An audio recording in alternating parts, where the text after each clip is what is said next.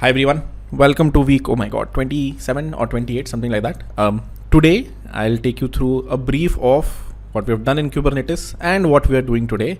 This is hopefully going to cover all the Kubernetes that we will do. A lot of this will be assignment-based learning. A lot of this will be standard, like we've been learning until now. Let me quickly take you through what we've done and what we're doing, so you can, drop off in case you've missed some of these classes, because it'll be a little hard to understand what we're doing today if you have not gone through these.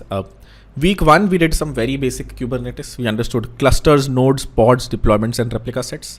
Now, if any one of these is a buzzword to you, it'll be a little hard for you to follow along. You might have to go back to your classes and then come back to this video. Feel free to drop off. Week 2, we understood namespaces, ingresses, two types of ingress controllers, Nginx and traffic, config maps, and secrets. If you don't understand some of these here, it's fine. You should be able to follow along. This is the core of what you should understand for today. Even if you don't understand a few things here, it's fine. Specifically, if you don't understand ingresses and even secrets and config maps, you should be fine. Yeah. Only namespaces is something you need to know before you proceed on today's class. And lastly, today and tomorrow, we'll be going through volumes and persistent volumes, resource management in Kubernetes, horizontal pod axle autoscaling, maybe even virtual pod axle autoscaling, even though it's not used too much. And lastly, cluster autoscaling. A brief about these is that this lets you persist data in Kubernetes. Kubernetes data is ephemeral. Ephemeral means just like Docker, if you stop a Docker container, data goes away.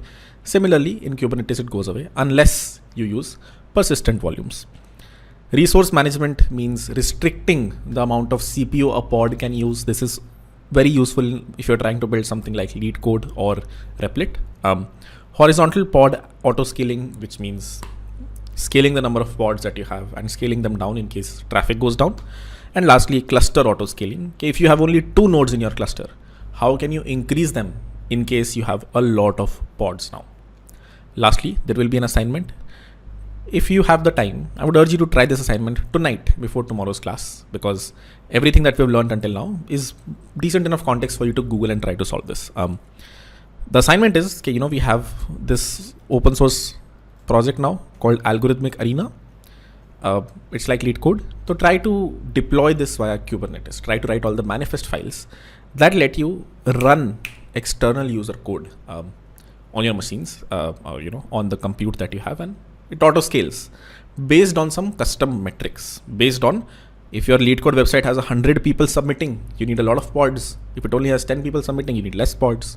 How can you do scaling based on custom metrics? This is an interesting experiment to try out yourself in case you have the time today. Else we'll discuss it tomorrow. What's left generally in the cohort are these topics, maybe a little bit more or less, I don't know. Few offline topics you can suggest, we're happy to add them, and then we'll go from there. A lot of these will be covered live, a lot of these will be covered offline. But yeah, that's a brief of I think what we have left in 1 to 100. If there's anything else, just tag me on Discord, let me know, we'll add it to the list. With that context, we're at 7:08, let's get right into it.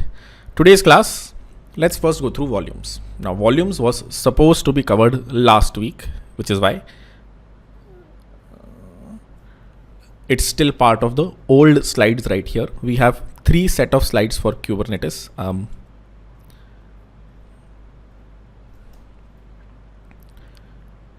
There is Kubernetes part 1, Kubernetes part 2, and Kubernetes part 3. Volumes and persistent volumes is part of Kubernetes part 2. Half of this we did last week. The other half we're going to cover this week, or like today. Over here, jump over to slide number 18, where we kick things off with a quick recap of volumes in Docker. We've already done volumes in Docker. If you remember bind mounts, if you remember general volumes in Docker, we've already done this once. We're quickly going to revise this because this is the foundation of volumes in Kubernetes as well. Let's get right into it. Let's understand / revise volumes in Docker. The following Docker image runs a Node.js app that periodically writes to the file system. I've already deployed a Docker image, and what does it do? It runs this Node.js code. If you go through this Node.js code, it imports the file system library, it imports the path library. Harkiyat, what is the path library? Ignore for now, bear with me for 2 seconds. Ignore everything over here. There is a set interval which calls a function called write random data to file on this specific path. on the slash generated, the current directory slash generated slash random data.txt, on this location, we write some code periodically. What code do we write? If you look at the write random data to file function, what does it do? It generates some random data, basically a random string it generates, and then it just writes it to the file path. So if you run this code locally, let me quickly run it. This is Node.js code. It's not even like, it's JavaScript code, not a TypeScript code. So if I quickly go to projects, create a new project called project 3 and create an index.js file here where I paste this code and create a generated folder where all the file would be put finally, and run node index.js. You will see every 10 seconds, it will start to write a file over here in the generated folder. Let's wait for one iteration to happen. Let's wait for it to write some code in there. It says data has been written to this specific file. If I go to the generated folder now, even after exiting the Node.js process, I can see there is a random data.txt file. What does that tell you? Okay, we have persistent data. Even if the Node.js file, the process stops, random data.txt exists. If you look at the contents of random data.txt, as the name suggests, it has a lot of random data. The question is, will the same thing happen in Docker? If, let's say, I Dockerized this application and pushed it onto Docker Hub, as I said, I've already done that here in 100x devs slash write dash random, this specific Docker repository. So if you try to run this locally, do you think the newly generated file will persist? Or do you think, okay, if this is my Mac machine, which has the container running,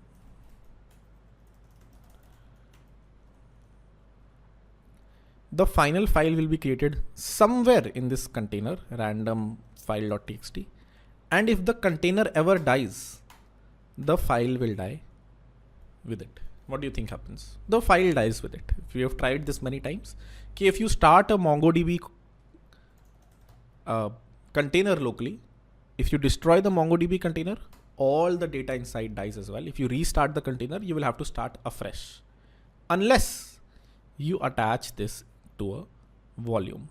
That was the concept of volumes in Docker. Okay, when you're starting a container, if you want data to persist, you should take a folder over here, for example, let's say /etc/generated, and you should mount this folder either to a volume or to a folder on your local machine. Okay, /harkirat/projects/generated.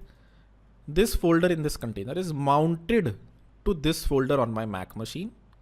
So if there is a file that's generated here, random file.txt, it will reach here as well. Even if the container dies, the file remains on my Mac machine.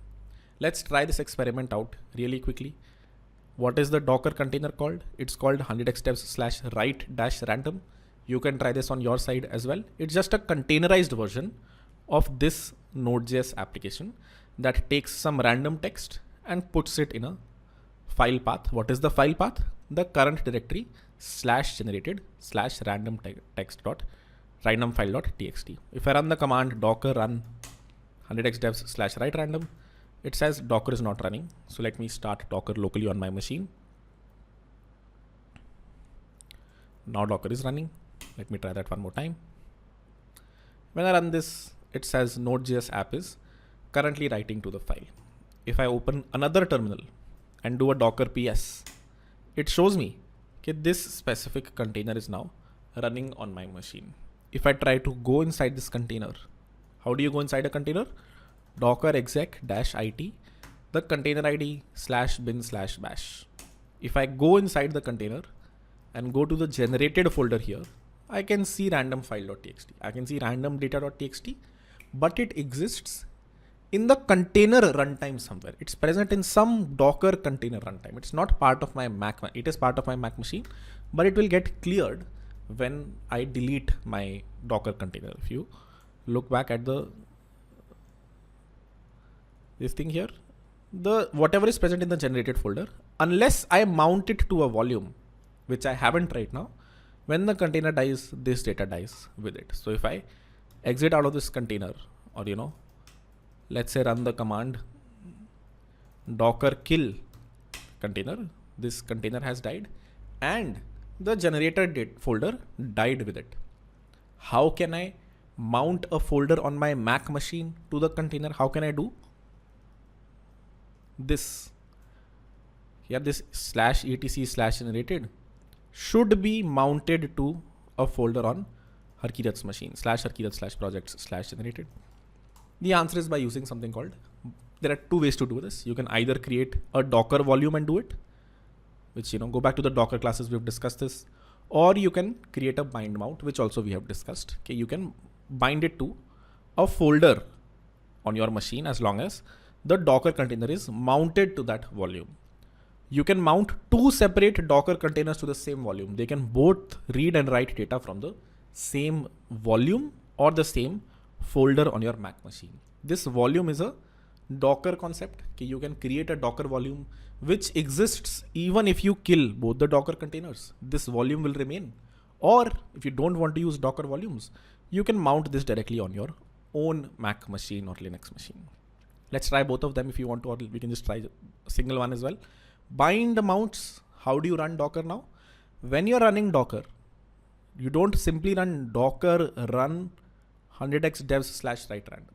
You run here docker run and one argument you give -v, which is a volume. Here this folder on Harkirat's machine /users /Harkirat /projects /netx /mount should be mounted to this folder on the Docker container. On the Docker container, where are files being written? They are being written to /user /source /app /generated. Harkirat, how do you know this folder? How do you know it is being stored here? I wrote it in my Docker file. When I was containerizing the application, I made the working directory this, which is why I know all the generated files will be present over here. Let me create this folder locally. Projects /100x /mount, or I can create another folder. Let's say call it week 28 mount. And then I can mount this folder docker run -v to /user /app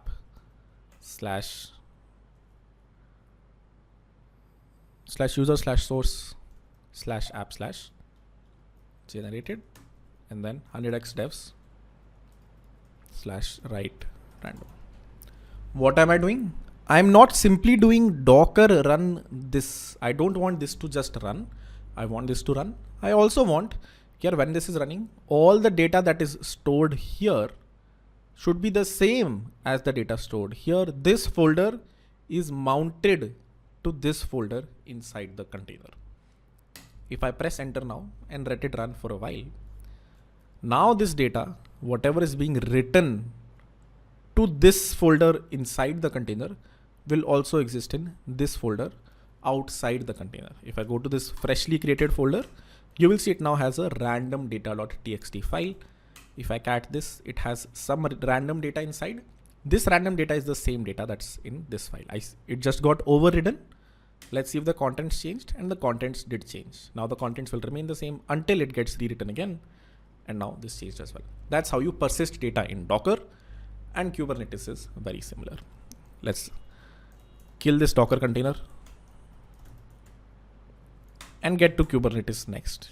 Okay, we understand how to persist data in Docker. How can you persist data in Kubernetes? And the answer is the same. Kubernetes also has the concept of volumes, which let you persist data even if your pods die. In Kubernetes, a volume is a directory, possibly with some data in it, which is accessible to a container as the part of its file system. Here also, this folder on my main machine was accessible to the container as its own file system. Same thing can happen in Kubernetes. Kubernetes supports a wide variety of volume types such as empty dir, persistent volume claim, secrets, config maps, and others. We'll understand what these various types are. Although from last week, you might remember we did do a little bit of volumes when it comes to secrets. We were able to create a secret.env and we were able to mount that as a volume on a Node.js container. If you remember this from last week, the same thing you can do in config maps. Today we will discuss what is empty dir and what are persistent volumes and persistent volume claims. Why do you need a volume? If there are a few reasons. The biggest reason you can think of now is if you want to start a database inside a Kubernetes cluster, you need a volume. If the pod dies, you need the data to be persisted somewhere. That was our most common use case in Docker as well. Whenever we wanted to start Redis, Kafka, or even Postgres or MongoDB, we attached it to a volume so data persists. Similarly, if you want data to persist specifically for use cases like these, like a database, you need a Kubernetes, a volume. But what are the other use cases? Other use cases might be if two containers in the same pod want to share the file system. If you remember a little bit, if this is a deployment file that you have created, or if this is, a pod file that you create, a single pod can run multiple containers. Here, I have just written a single container. In fact, here I have written two containers, container number 1 and container number 2. You can have two different containers running in the same Kubernetes pod, but they can't share their file system. This is one Docker container. This is another Docker container. If I start two different Docker containers here, let's say run and then Docker run 100x devs / run 2, both of them can't really talk to each other or like share file system, unless of course you attach them via volumes, right? This will have its own file system. This will persist its own data. This will have its own file system. This will persist its own data. And hence, if you want both of them in Kubernetes, not in Docker, in Kubernetes to share data, that is one use case where you might want to use this concept of volumes. If you want to create a database that persists data even when the container restarts, even when this pod restarts, your node only goes down, your full Kubernetes cluster goes down. In either one of these cases, you might want to persist your database somewhere else. Even if, let's say, Amazon as a company goes down tomorrow, AWS goes down, you hopefully have persisted your data in Google Cloud somewhere, or your own file storage somewhere. So persistent volumes, this other concept that we'll be learning about very soon, exists outside your Kubernetes cluster.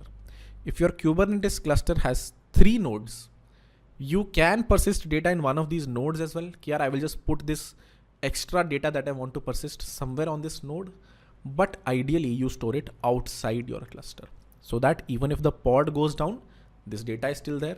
Even if a node goes down, this data is still there. Even if all 3 nodes go down, you go to a different cloud provider, you go to Google Cloud, you start a Kubernetes cluster there, you mount this volume over here.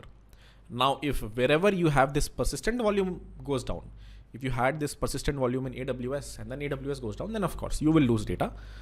So for this, you have, you take daily backups of this specific database in your own. Let's say you have a machine over here in your data center, you back it up over there, things like these, especially if you're building something like, Razorpay, let's say, or a bank.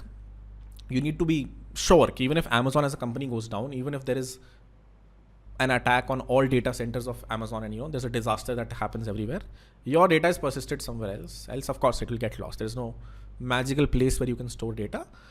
It is on servers only. You just try to make sure it's replicated in various places so that if this does go down where you're storing data, then you have it replicated someplace else. But pods are very stateless. They're supposed to be stateless. The best architectures are where whatever pods you are starting, they don't hold a state. If they die, it's fine. You start another one, you connect it to the place that actually stores the state. So second use case, if you want to persist, if you want to create a database inside a Kubernetes cluster, you need an external volume so that even if any one of these goes down, you have data persisted outside. And what is the third use case? If your pod just needs some extra space during execution, if you want, this pod is going to back up images, let's say, then you might want to store those images outside this container or in a different persistent volume that is just storing all of these images somewhere. If you have restrictions on how much data a pod can store, you can store the extra data outside. You need a volume, an external store to put the data over there. What are the types of volumes? I think there are more types. These are the most common ones. ephemeral volumes, temporary volumes that can be shared amongst various containers. When the pod dies, the volume dies with it. The first category here, you are saying here, I just need some ephemeral volume only. What is the word ephemeral means? It means temporary. I just need some temporary volume. If I start 2 containers, both the containers should use this. If the pod dies, then okay, kill the ephemeral volume with it. What is the use case of it? If 2 pods want to store data, 2 containers inside a pod want to store data in the same place. This container has its own file system. This container has its own file system.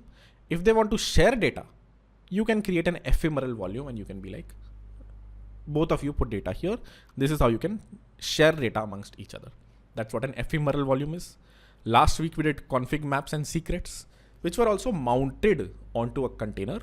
If you started a pod, you can mount a config map or a secret there. If the pod dies, the secret doesn't die, but that volume dies. You no longer have the secret mounted on that pod if the pod dies. Empty dir is the important one that lets you do this. If you are starting 2 containers and you create an empty dir volume, what kind of volume do you create? Empty dir, which means it is an empty directory that is started in this pod. All containers can talk to it.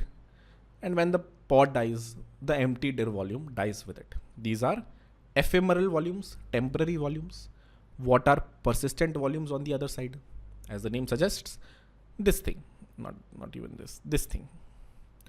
If you have data persisted either outside your cluster or even inside your cluster, you can persist data on a node, let's say. That is a persistent volume. Even if the pod dies, the data still persists. A persistent volume is a piece of storage in the cluster or even outside the cluster that has been provisioned by an administrator or dynamically provisioned using a storage class.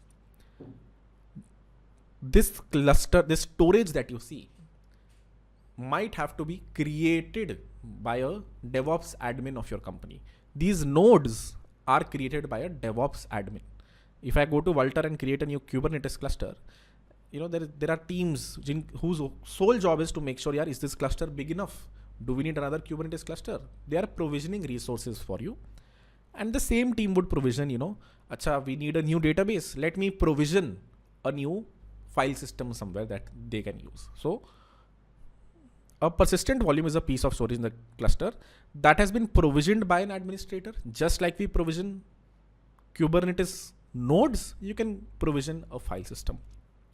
It is a resource in the cluster, just like a node in the cluster resource. It is a resource, just like this node 1, node 2, and node 3 are resources that developers can use to deploy pods. These volumes are also not this, but these volumes are also resources that developers can then try to use and be like, I need some file system. Is there some file system present? And if there is, they'll get access to that resource. Persistent volumes are volume plugins, just like volumes, but have a life cycle independent of any pod that uses the persistent volume.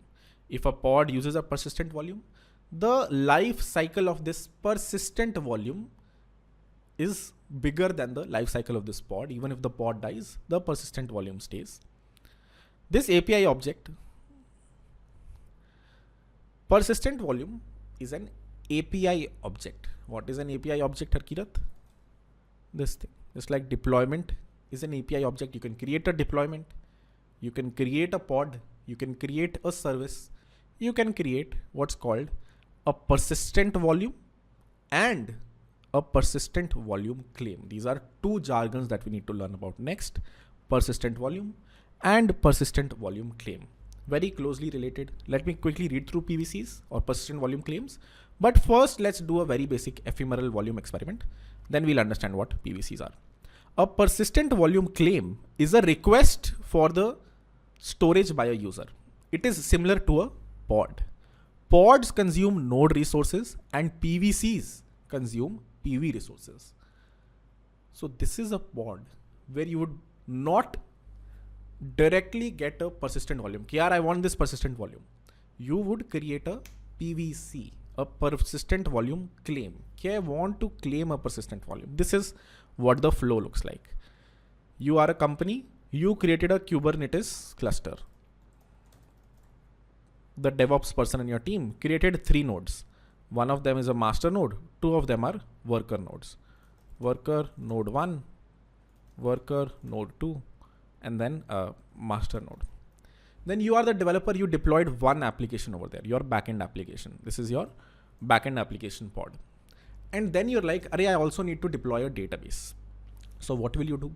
You will first ask the administrator to create a persistent volume. I repeat, just like the administrator created node 1, node 2, and node 3, they will create a persistent volume. How do you create a persistent volume, Akirat? We will see very soon. All cloud providers have the concept of storage that you can use, or you can create your own networked file system. We'll understand both of these very soon. How can you create your persistent volume? Is this stored in AWS or Kirat? Yes. Every cloud provider lets you do persistent volumes or storage. You can get to any one of these. You can use or create a persistent volume in any one of these. Let's see, I created it in AWS. I created a 20 GB persistent volume in AWS. A pod hasn't started yet. A pod hasn't started yet. This hasn't been attached to this yet. This hasn't been attached to this yet. Just a persistent volume has been created, just how nodes were created. And now, before the pod starts, the developer would be like persistent volume claim. They would create another API object called PVC, which states, I want 10 GB of space, let's say. The developer would first create a PVC. This PVC would find, are there any available PVs? Are there any available persistent volumes right now that I can attach to that have this constraints, that have space more than 10 GB available? And if there is, then this persistent volume claim would attach to this persistent volume, after which the developer can create a pod that is mounted to this persistent volume claim. So what are the steps if you ever want to have persistent volume in Kubernetes? You first have to ask the administrator or yourself, if you are the developer, create a persistent volume. Now, what are popular persistent volumes available? NFS is one, networked file storage. If you've heard of it, it's a protocol that you can deploy yourself. If you've ever had a NAS machine where you put all of your files or videos, that's another common way to store data somewhere, backup data somewhere.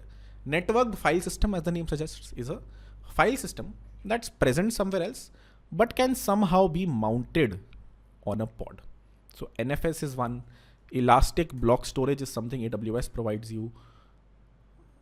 Vultr also provides you some block storage. I forgot the name. If you go over here, you'll see cloud storage, block storage, and object storage. So this block storage over here pretty much gives you the same thing. You can create a networked persistent volume. And after you have done that, after you have created this and written the manifest for it. For example, here I've written a manifest. We'll read through this very soon. If you don't understand it, it's fine. But first you create this persistent volume. Then the developer creates a PVC. They create this persistent volume claim. Kubernetes finds out what is the best place for me to attach. There might be another file system over here. So it will decide, should I attach to this guy or a third guy? It will attach or bind itself to a PV. A PVC will bind itself to a PV.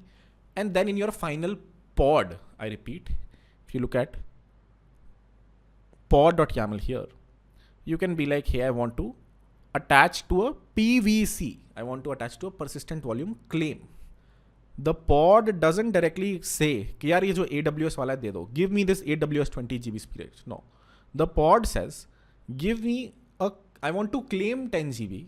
Let me know where it exists. And then Kubernetes finds the best volume that is available, mounts the PVC to the PV, and then you can mount yourself to the PVC. Why is this done? Why is this so difficult, Harkirat? It's just, there are a few reasons, right? Volumes can be everyone can have different resource requirements. You might have, another developer who might want 100 GB of resource, and another developer who might want 30 GB of resource, let's say, so on and so forth.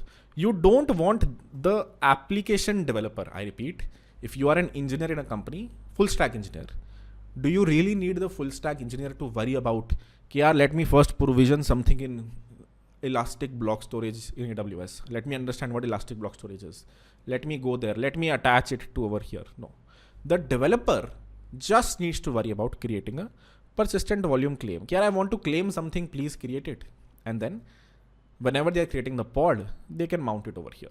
The developer shouldn't worry about provisioning resources. They shouldn't be the one creating an AWS block storage, which is why if you keep these concepts separate, the application developer can simply worry about jahan bhi 10 GB mil jaye, it's fine. I want 10 GB. Doesn't matter if it comes from AWS, doesn't matter if it comes from someplace else. This also has 30 GB. So I can mount here as well. I don't mind. Or here as well. Totally fine. As long as I get 10 GB of resources, I'm good. That is what the application developer needs to worry about. Creating a pod and creating a PVC. Creating the persistent volume should be on a different guy, the whatever these guys are called, administrators of resources, resource administrator, cloud administrator of your company. That's a brief. We'll again be writing this very soon and understanding what PVs and PVCs are. Before that, let's quickly do ephemeral volumes. Ephemeral, as the name suggests, means temporary. If you want a use case like this, where you start 2 containers that can share data amongst them, you will have to create what's called a ephemeral volume. The specific type of volume that you create, if you look at this very long file over here, is an empty dir volume. Empty dir volume means I will start with the pod, but when the pod dies, I will die with it as well. Before that, do we remember this from last week? Okay. Let's look at this specific deployment and let's try to understand what's happening here. If you want to try this out yourself, feel free to. You will also first have to, of course, create a Kubernetes cluster. So let's quickly do that. You can start one locally as well using Minikube or Kind, but you will face some problems eventually when we reach. What else are we doing today? Whatever we're doing after this, I totally forgot. Let's see, Kubernetes 3 really quickly. Scaling. When we reach horizontal pod accelerators, yes, you will face some issues over there. So yeah, feel free to just get a cloud Kubernetes cluster. I'm going to do the same. I'm getting it on Vultr. Easy, straightforward, and free for $200. We've done this many times, not explaining it, but I'm creating a Kubernetes cluster, giving it a name, selecting a location where I want to start it, and then giving the node group a name as well. This will also come in handy eventually when we reach node auto scaling. For now, I'm just starting 2 nodes and deploying this. This will start a Kubernetes cluster. This is the admin of that company that I was saying, the DevOps admin creating the Kubernetes cluster. The first part is done. Again, this in a big company will be done by the DevOps admin and not by a full stack engineer. Full stack engineer only needs to worry about the pod manifest file. They just need to worry about this file right here, creating this file. The cluster is created by someone else. Let's wait for this cluster to start. You have 5 minutes, so feel free to, if you want to, get access to one really quickly. If you want to try it locally, what are the steps? First, install Kind on your machine. Kind stands for Kubernetes inside Docker. And then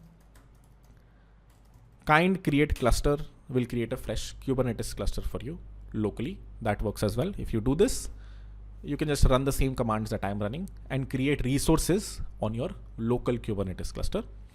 Feel free to choose whichever, and just have one ready in the next 2 minutes, which is usually the time it takes for one to come up here on Vultr as well.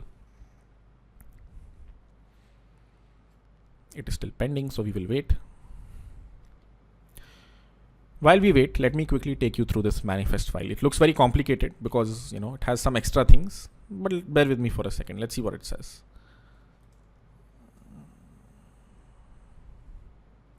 There we go. It says, I want to create a deployment. Kind is deployment. This is the name that I want to give to my deployment. The specification is, I want to create one replica, just one replica, with this selector whenever the pods are started, do we understand selectors from last to last week? Okay, whenever the pod is started, this is how you know that pod belongs to this deployment. Whoever has app set to shared volume app will belong to this deployment. There should always be one such pod that is running. And then the template. Okay, this is the selector. This is how I know the pods that are running belong to this deployment. This is how you start the pods of this deployment. You also attach the same labels over there so that whatever pod you are starting, it has this label. And then you know, this pod belongs to me. This pod belongs to this deployment. That is the basic, this part right here. Nothing extra, nothing more than we've already done. Let me make this slightly easier to write. Then comes the final container specifications. I want 2 containers this time. I repeat, we have 1 container and we have 2 containers. Why do we want 2 containers? Because we're trying to create this. The pod that we're starting will have 2 containers, which will share an ephemeral volume. So first we say a new container called writer. The name of this is writer because it will be writing to this blue file system right here. The command that the image that I'm using is called busybox. Busybox is an image that you can use that continuously runs. If I start a simple Node.js application that is not an HTTP server, it will start the container, immediately stop. Busybox, think of it like it has an infinite while loop. So it will keep on running. The container will keep on running. You can also run Nginx, it will do the same thing, right? When you run Nginx, it starts a perpetual HTTP server. Similarly, Busybox also starts a container that keeps on running. I want to run this command inside the container once. What is the command? Echo hello from the worker pod. Write this to data/hello.txt and then sleep for an hour. What is the command that I'm running? Take hello from writer pod and put it inside data/hello.txt. This data folder we will mount to this blue volume so that the writer is able to write to a volume. It is able to write to this blue volume and the reader is able to read from this volume. What is the reader doing? It is simply trying to cat/data/hello.txt, trying to get the contents of this file. So what are we doing? This container is writing something over here. This container is reading something from here. Eventually what we want to see is, it does whatever this guy wrote over here. Can I access it from this container? Are they able to share a volume? We will see that when we start this container. But before that, the extra things here are volume mount 1, volume mount 2, and volumes. We discussed this little bit last week. Let me explain this again. Last week, we created secrets, if you remember, and then we put a volume over here. Okay, this volume will get all the secrets and put them in a file. This volume was of type secret, if you remember from last week. And then in every container, we said, okay, you can take this specific volume. I repeat, you can take this volume and mount it over here. And same thing we did for the reader. Okay, take this volume, mount it over here. So this volumes section is different from this containers section. Yahan pe you can put as many volumes as you want. You might have another volume that is a secret. You might have another persistent volume. Describe all of them here. And then your containers can decide, I want to use this shared data volume. I want to use this one. And I want to mount it over here. And this guy can be like, I also want to use the shared data volume. I want to mount it over here. So this section right here, you describe all the volumes that your pods might want to use. I repeat, that your containers might want to use. And then your containers can decide, I have these mounts. Shared data, I want mounted on /data/src, let's say. And this guy might be like, I want the same thing, but mounted on /data/source2/abc. So hopefully this syntax is clear. Convert this into a JSON, it will become very clear. YAMLs are a little hard to read. JSONs are much easier to read. So, if you convert this into a JSON file, you will see volumes is an array. And then you are trying to use this volume here mounted on /data. So, in this container, if I go to the /data folder, it will point to this volume. Here also, if I go to the /data folder, it will point to this volume. Let's see it in action. Let's try to apply this deployment. First, I will go to the Kubernetes cluster of mine, it is still pending, or is it? Let me refresh. It is currently running. If I go to compute, you will see I have 2 machines running now. How can I connect to this Kubernetes cluster? I can download the configuration. I can open this in Visual Studio Code, let's say, copy the whole thing, and then replace .cube/config. First going to delete this rm ~.cube/config, and then v.cube/config, and then paste all the contents of that configuration over here. Now, if I run kubectl get pods, it tells me you have no pods running. If I do kubectl get nodes, it tells me you have these 2 nodes running. If you were able to see my configuration, and if you paste it on your own side, you will also be able to connect to my Kubernetes cluster. Don't do that though, but you can. This configuration file, this one right here, basically, has all the secrets that let me connect to my cluster. If you get the same file, you can connect to my cluster. Now let's do a deployment over here. Kubectl apply -f week 26/deployment.yaml. This file I am now applying to my Kubernetes cluster. I am creating a deployment which will start pods, which will have 2 containers, container number 1 and container number 2, mounted to this volume.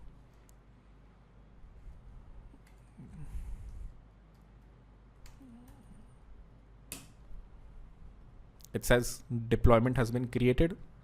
Let's do kubectl get deployment. What does it say? Deployment hasn't started yet. Ready 0 out of 1.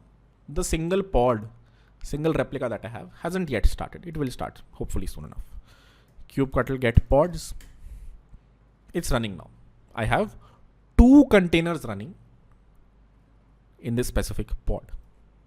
How can I see the contents? Let's see the logs first. Kubectl logs -f this thing. Now we need to also specify what container do we want to see the logs of.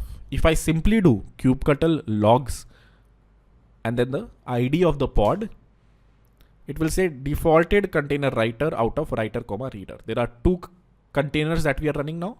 We are running the writer container. We are running the reader container. So it said I am going to default and show you the logs of the writer container. I wanted to see the logs of the reader container. So you can give it a name, I think like this. No, something else. We'll have to see. Help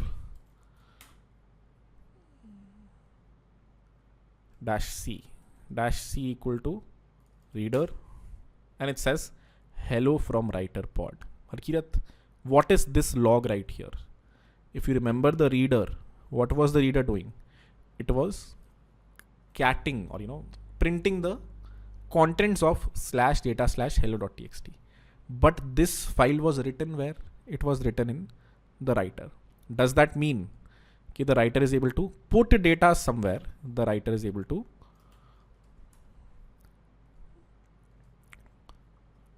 put data somewhere that the reader can read from. Seems like it. If I do a kubectl get pods, kubectl exec -it /bin/bash -c equal to reader, you must specify at least 1 -c equal to reader sh. Oh, container ID, sorry, pod ID.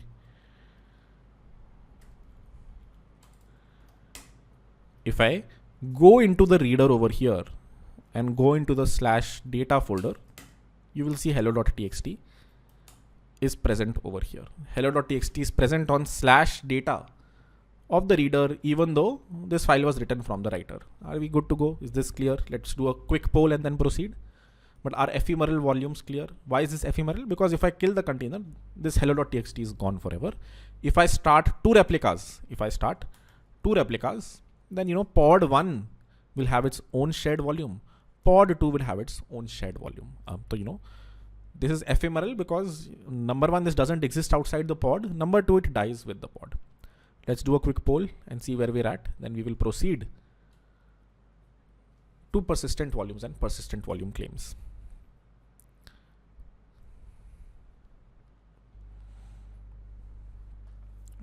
go. 85% is great. If you have any questions, happy to do it at the end of the class. Let's go to PVs and PVCs. That's the only thing that's left. Only 3 slides. Fairly simple concept. If you understand ephemeral volumes, you'll understand this. Just like our Kubernetes cluster has nodes where we provision our pods, we can create persistent volumes where our pods can claim for resources.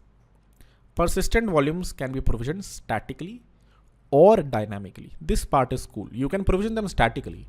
Just like I statically provisioned this cluster. I went here, and then I started it. I had to manually do it. That's what statically means. You can also, at least persistent volumes, you can start dynamically also, which means the developer will create a persistent volume claim, which would automatically create a persistent volume. We'll understand both of these. Let's do the simple one first. Okay, how do you statically create persistent volumes? There are, as I said, various popular persistent volumes out in the world. You can go to cloud storage over here, block storage, and create a fresh block storage. You can use that as your persistent volume. You can go to AWS, use elastic block storage as your persistent volumes, or you can create one your own. You can use this protocol called networked file system. NFS is a famous implementation that you can deploy on your own persistent volumes. If you want to try this yourself from scratch completely, you can run your own NFS server. NFS here stands for networked file system. How can you run it? There are various implementations of this protocol, just how you can create HTTP servers using Express or Spring Boot or Actix Web and Rust. There are various implementations of a networked file system. One of them is here. So you can go to your EC2 machine. What I'm going to do next is, I have this Kubernetes cluster in Vultr, but I'm going to create a fresh EC2 machine. I'm going to create a EC2 machine where I'm going to run a Docker container that will run my NFS, my networked file system. The Docker container is not persistent. Yes, I will mount this to a folder on my machine so that, whatever data this NFS is storing gets mounted over to my machine. I will, of course, this I can also run it directly on. I don't necessarily have to run it inside a Docker container. On my EC2 machine, I can simply run an NFS container directly that exposes, the networked file system protocol on a specific port. I can either do this, the thing that I'm doing manually, or, if you want to keep your life simple, which we'll do in the next section, you can just get some block storage from EC2 by clicking a few buttons. You don't have to deploy it yourself. We are going to make our lives a little bit harder and deploy our own networked file system. Let me open my AWS dashboard. Harkirat, why are you not deploying this NFS in your Kubernetes cluster only? Because I want to make sure if my Kubernetes cluster goes down, my network file system still remains. Harkirat, what if EC2 machine goes down? Then yes, I'm screwed. If EC2 machine goes down, then all of my data is lost, which is why if you're using a database, you also back this up on your local machine from time to time so that, if the EC2 machine or AWS does go down, you have a backup of all this data somewhere. You can recreate your database. I have an EC2 machine running over here. Let me go inside this EC2 machine, connect. This is a Amazon EC2 machine. If I look at the Docker containers that are running here,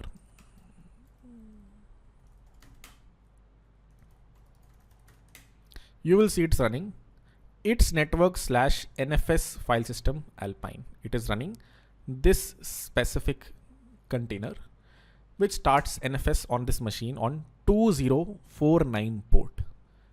How can you run the same on your side?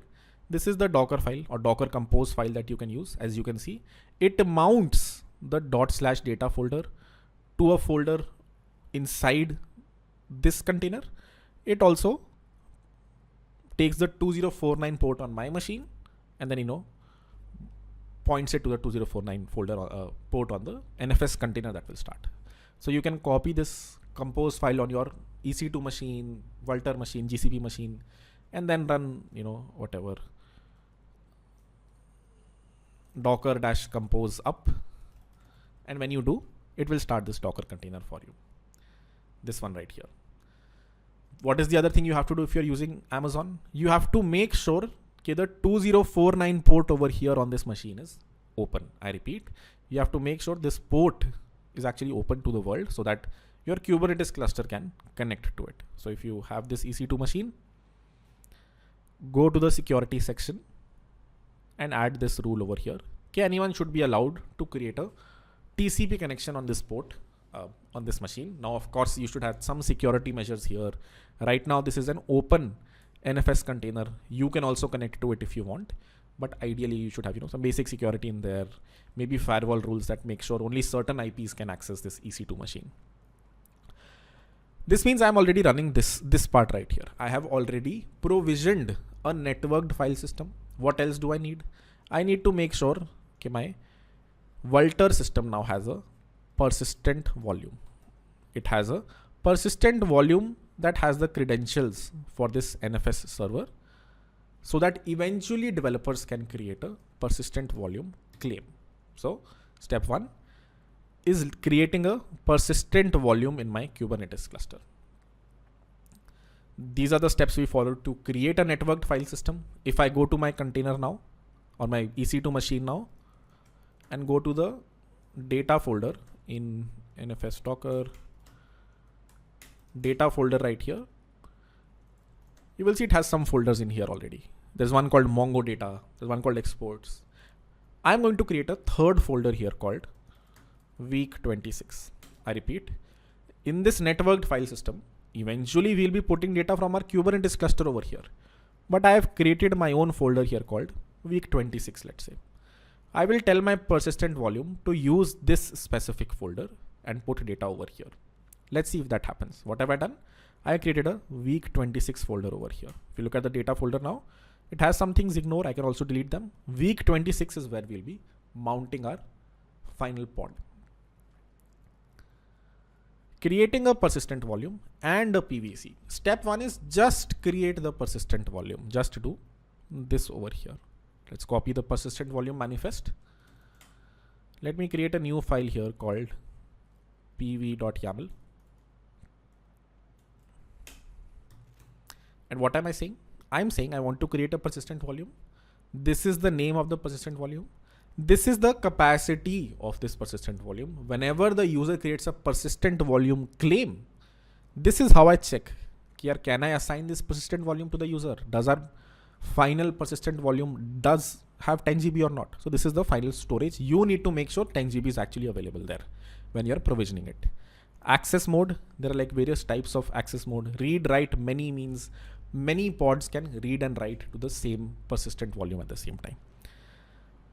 This is sort of important. Storage class name. This is the thing that will change based on, are you storing this to an Elastic block store?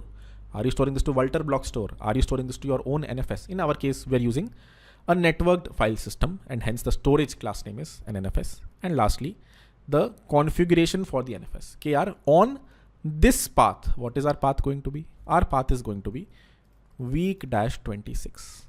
On this path, on this server, what is the ID of my server? Sorry, IP of my server. If I go to instances, this is the IP of my server.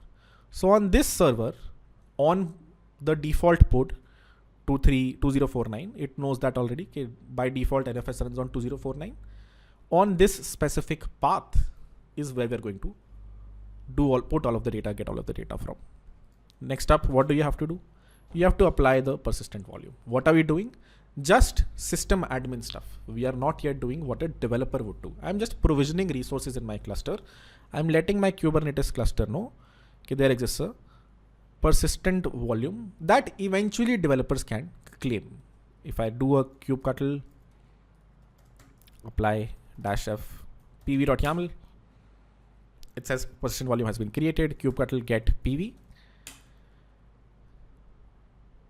It says this specific persistent volume of 10 GB is available. No one has yet claimed it. It is available to be claimed by any developer who would like to create, let's say, a MongoDB database. What does the developer have to do?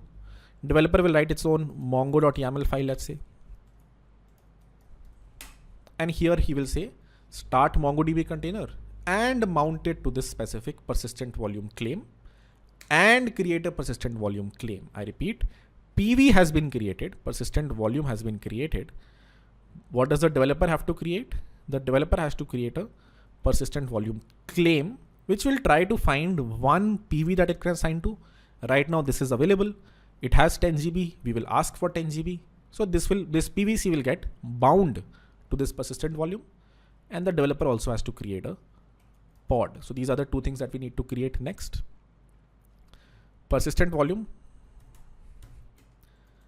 and either a pod or a deployment, really depends on you what you want to create. We're just creating a pod here. Feel free to create a deployment as long as you have the volume mounts, it will work the same. What does the persistent volume claim config look like? Okay, this is the name of my PVC. Access mode, I want all my pods, they can read and write to this. And resources, I want 10 GB of space. If there is a persistent volume of this storage class with this much space available, I will take it. Harkirat, what if it's not available? Your container won't start then. If there is no persistent volume, if there is no persistent volume that is available that can handle these constraints, your container won't only start. Only when the PVC gets bound to the PV will the pod be able to actually start. That is the configuration for the PVC. Can you understand this fairly simply? The pod configuration, what does it say? Okay, I want to create a pod with this name, with these containers running. There is a single container. It is running MongoDB. Now I've done something special here so we can go inside the MongoDB container and put some data, but you can simply run Mongo here as well. That will also do your thing. Okay, I want to run the MongoDB image with these ports exposed, because this is where MongoDB is exposed. Like exposes this is your default MongoDB port, right? And then volume mounts are, I want /data/db. If you remember, this is the folder where the MongoDB data is stored. Even when I was running Docker run Mongo locally, if you remember, go back in history a bit. Never mind, it's not there. But whenever we used to run Docker run Mongo, we used to mount this volume, -v/harkirat/projects/mongo data is mounted to /data/db. This /data/db is where MongoDB stores all of the data. The real data that you store in there is stored in this folder, which is why you mount this to your machine so that if the container goes down, your data still exists on your machine. So the same folder we are now mounting to this NFS volume. Where is this volume exists? Right here. It says I want to create a volume. What is the type? Persistent volume claim. What claim do I want to get it from? I want to get it from this NFS PVC right here. What did the developer had to do? They had to create a persistent volume claim, create a volume over here, and then attach it to their container right here. These are the two things you have to do as the developer. What has the database admin on the database cluster admin done? They have already created a persistent volume. They have let the Kubernetes cluster know, okay, 10 GB is available over here on this storage class name. If anyone wants it, please give it to them. Let's see what happens when I run this, when I apply this. Let's just apply the PVC first. Apply -f mongo.yaml. This will create the persistent volume claim. I haven't created a pod yet. I have just created this persistent volume claim. Kubernetes will see, is there a PV available that I can attach this to? And since there is one available, this will get bound to this persistent volume. If I run kubectl get PVC, it says this specific persistent volume is bound to this volume. This PVC is bound to this volume. If I do kubectl get PV, if I get the persistent volume, it is no longer available. It is now bound to this PVC. So what have we done? We created a PVC that is now bound to this PV. No one else can now claim this persistent volume. This is not available. It has already been bound to this PVC. If I now add back the pod over here, if I add back the pod specifications, before I apply the pod, let's go back to my NFS, my networked file system. Does the week 26 folder have any data in there? Oh, it does already. Why? PVC This doesn't look like MongoDB data. How does this have data already? Let me remove everything.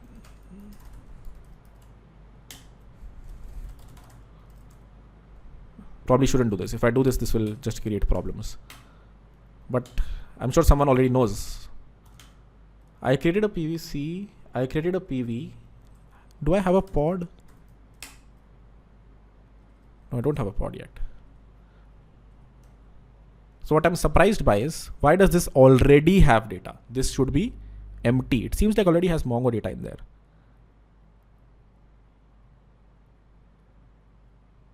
I'm trying to figure out why. I'm happy to figure it out. Let's debug this after we complete this.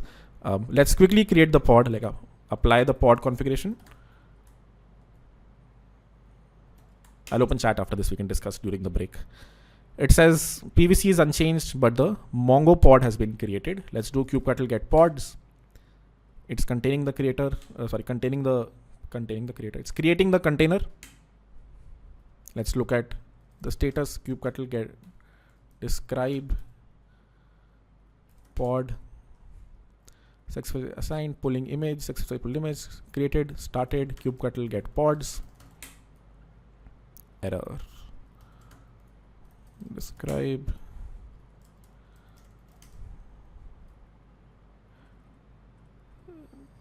Backup restarting. Yeah, something is up. So the Mongo container has an error. Kubectl. Let me try all of this one more time. Let me delete the pod. Let me delete the PVC.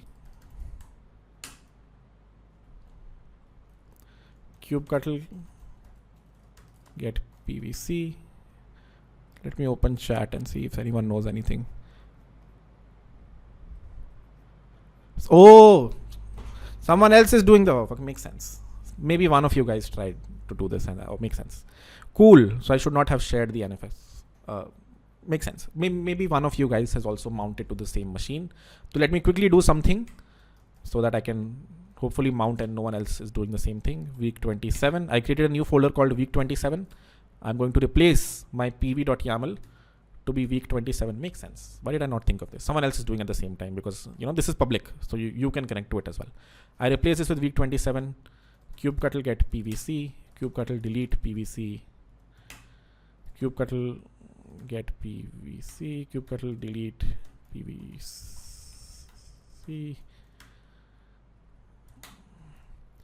Kubectl get pods. Kubectl get PV. Kubectl delete PV. So I'm deleting all the persistent volumes and persistent volume claims. I'm changing this folder to something random that I will quickly then apply my configurations on, so no one else does the same thing. I'm replacing this with week 29. Right now I have no PV. I have no PVC. I have no pod running that's using either one of these. I'm quickly now going to replace this with week 30. Apply -f pv.yaml. Before I do that, let me create a folder over here called week-30. Right now this folder is empty. I apply pv.yaml. I apply mongo.yaml. And let's see. Okay, the pod is running now. If I see the contents now, it has some data in there. So now I've been able to start the whole thing again with this week 30 folder. I repeat, the week 30 folder over here now mounted to this PV, which is bound to this PVC, which is a volume on this pod. Hopefully this is clear, but we'll do a poll very soon. The only other thing to try after this is, okay, even if I stop the pod, if I do a kubectl pod, like delete pod, and then restart the pod, the data still remains. So if you try to put some data in this MongoDB pod / try to connect to it, how can I connect to it, Harkirat? You can use MongoDB Compass. If you're using MongoDB Compass, make sure you expose it as a service. Only then will you be able to use, this MongoDB Compass and connect to it. Or you can run these commands. You can go inside the Kubernetes cluster, the specific pod, kubectl exec -it mongo pod --mongo. Let's try that. Did I delete the kubectl get pods? This thing goes here, like failed run /bin. What container did I start? Mongo. Oh, I started Mongo. That's why. Yeah. If you start Mongo, then there's probably a different way to do this. This is how I should have started it, with this command right here. Then I would have been able to, run this kubectl command that would run Mongo inside the container. After I get in there, I should have been able to insert some data in a collection. For example, db.mycollection.insert. Then I would delete the pod. Then I would recreate the pod. And then if I would go inside the container, I should have been able to see my existing data. You can try that experiment out. Even if not, as you can see, since the data is present here, you can see you've mounted your machines folder or like your containers folder to Kubernetes.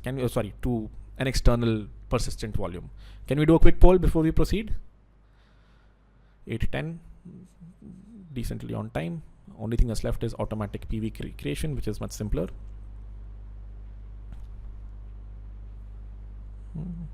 85% is great. 82% decentish. All right, happy to do questions after we do one last thing, which is automatic PV creation, automatic persistent volume creation. You can read through this, it explains it fairly well. Same happens on AWS, same happens on GCP. Basically, as you can see, this is a lot of steps. I had to go to an EC2 machine, create an NFS. If not, I would have had to go through, EBS over here and create a block storage, a file system that I would mount over here. Or if I had to go to Vultr over here and create a block storage first of 100 GB, let's say, and then a developer would come and claim it. What if the developer only creates the PVC and the pod? The PV automatically gets generated. I repeat, what if persistent volume gets generated automatically? Sounds like a fairly simple thing, right? Why did they have to complicate it so much? Why did they have to first have PVCs as a different thing and PV as a different thing? As I said, this was to have some separation of concern. Okay, developer doesn't need to worry about provisioning. So then they said, if that is the case, why does the database admin also have to worry about this? The developer will create the persistent volume and we will automatically create some sort of a storage based on what cloud provider you are on. Just how a cloud provider was able to create a load balancer. A cloud provider was able to create a load balancer outside the cluster. The cloud provider can create some sort of storage for you, right? If you create a PV, what if the cloud provider would automatically create the PVC for you? That is what dynamic or automatic PV creation means. How can you do this in Vultr? The storage class name now changes to one of 4 storage classes that you can use if you are deploying it on Vultr. If you deploy the same thing on Kubernetes and try to use this storage class will not exist in AWS unless you add it explicitly. If I do a kubectl get storage class, you will see whenever you start a Vultr cluster, it creates 4 storage classes for you. You can add more if you want to ever use EBS, Elastic Block Storage. You can add a storage class for EBS over here. Since we started it in Vultr, it by default put these 4 over here. If you ever want to automatically create PVCs, use one of these 4. Let's try to use the Vultr block storage HDD, which I think is the cheap one over here, and see if it automatically creates a PV. If we create a PVC, I repeat, it automatically creates a persistent volume if we just create a persistent volume claim. What does the developer have to do? Firstly, let me quickly get rid of everything we have. Kubectl get pods, kubectl delete pod Mongo, kubectl get PV, kubectl delete PV, NFS PV, kubectl get PVC, kubectl delete PVC, PVC. Now let's try to create a new file called automatic pv.yaml. What will we have here? Just a persistent volume claim with the storage class name set to Vultr block storage, and then the pod configuration with again We did not have to specify storage class name here. Even if we do, I think it should be fine. Even if we don't, I think it should be fine, but I would put the storage class name here, or would I? No, we won't. This is good. Oh, no, sorry. We put the name, right? Yeah, we put the name of the claim, and here we put storage class name. Let's try to apply kubectl apply -f automatic PV. And all we have to do is wait now. If I do a kubectl get PV, it says no resources, no persistent volumes. There is a PVC. It is pending. Is there a PV that is created? Not yet. We have not yet created a persistent volume. But since we are using Vultr block storage, it will automatically provision, something over here very soon for us that will attach. So as you can see, it already did. If you go to block storage, it automatically created a 40 GB persistent volume for us. And eventually you will see this here in your cluster as well. As you can see, kubectl get PV now gives me this persistent volume, which is bound. If I go to kubectl get PVC, you see this is also bound to this specific persistent volume. They name this PVC, they should probably name this PV, either is fine. And then if I go to kubectl get pods, as you can see, this pod is running. If this pod is running, it does mean the PVC has been attached, else the container wouldn't even start. Do we understand dynamic provisioning as well? Let's do one more poll. This is much simpler. And this is something you might want to use if you don't want to have the headache of provisioning your own storage. Do you ever provision your own storage? Not really. You usually have databases outside the Kubernetes cluster. Not the best idea in the world to have, the need for persistent volumes, 80%, 20% left. Okay. Okay. We are done with PVs and PVCs. I will now take a 15-minute break and answer some questions before we proceed to the next section of scaling in Kubernetes. I don't think we'll be able to do too much of this, but I think, we can get around some parts because it's slightly easier to understand. But let's do a quick break over here. Let's try to answer a few questions. Let's open chat. We'll meet back at 8:30. We'll do very basic scaling stuff today. So if you want to drop off, feel free to drop off, and tomorrow is when we can continue again.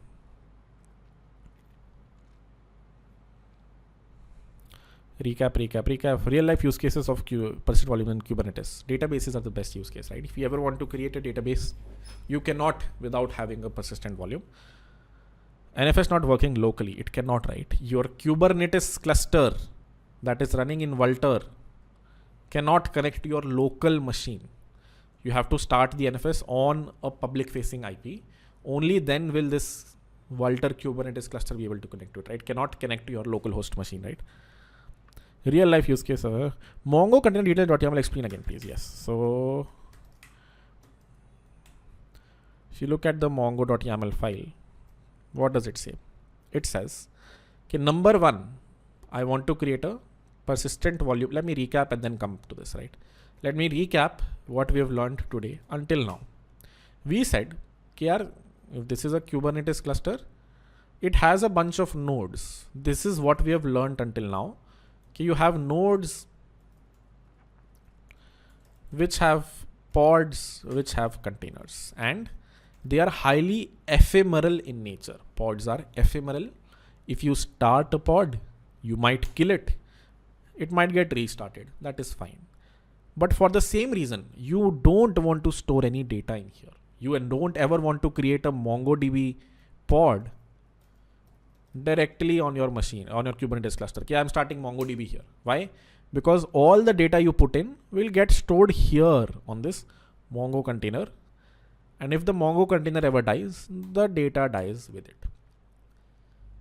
Stateless applications are the best applications you run on a Kubernetes cluster, on even Docker or Docker Swarm, because these pods are meant to be very stateless, highly ephemeral. Delete it, start another one, auto scale up, downscale, kill a lot of pods when you're downscaling, create a lot of pods when you're upscaling. So these are highly ephemeral. You don't want to store any data in here.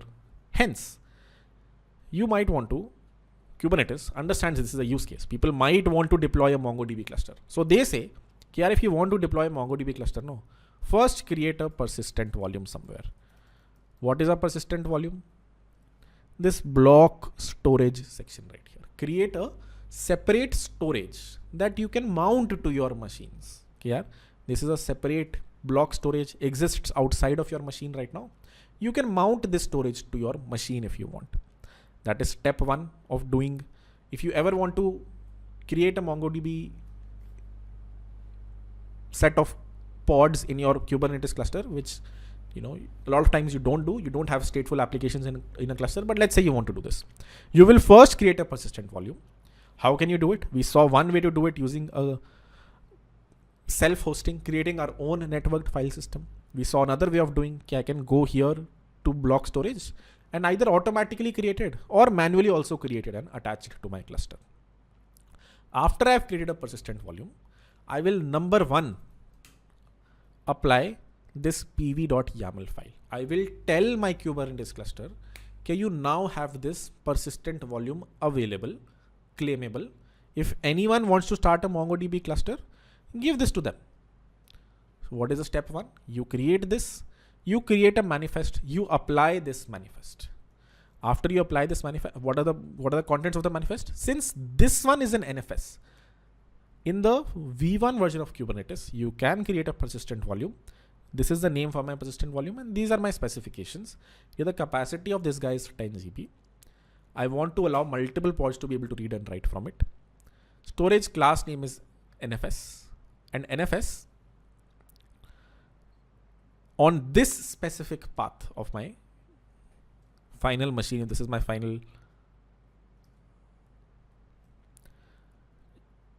This specific path /week-30 is where I want to store all of the data, is where I want to mount my MongoDB container or whatever container. And this is the URL of the server. This is the URL of my currently production running networked file storage. That's how you create a persistent volume. When you apply this, it has no wajud. It is not connected to any pod yet.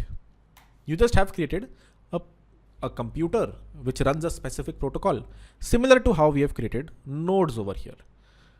Just how you have to start a pod in these nodes to actually do something, you have to claim, I repeat, you have to create a PVC. You have to claim a storage.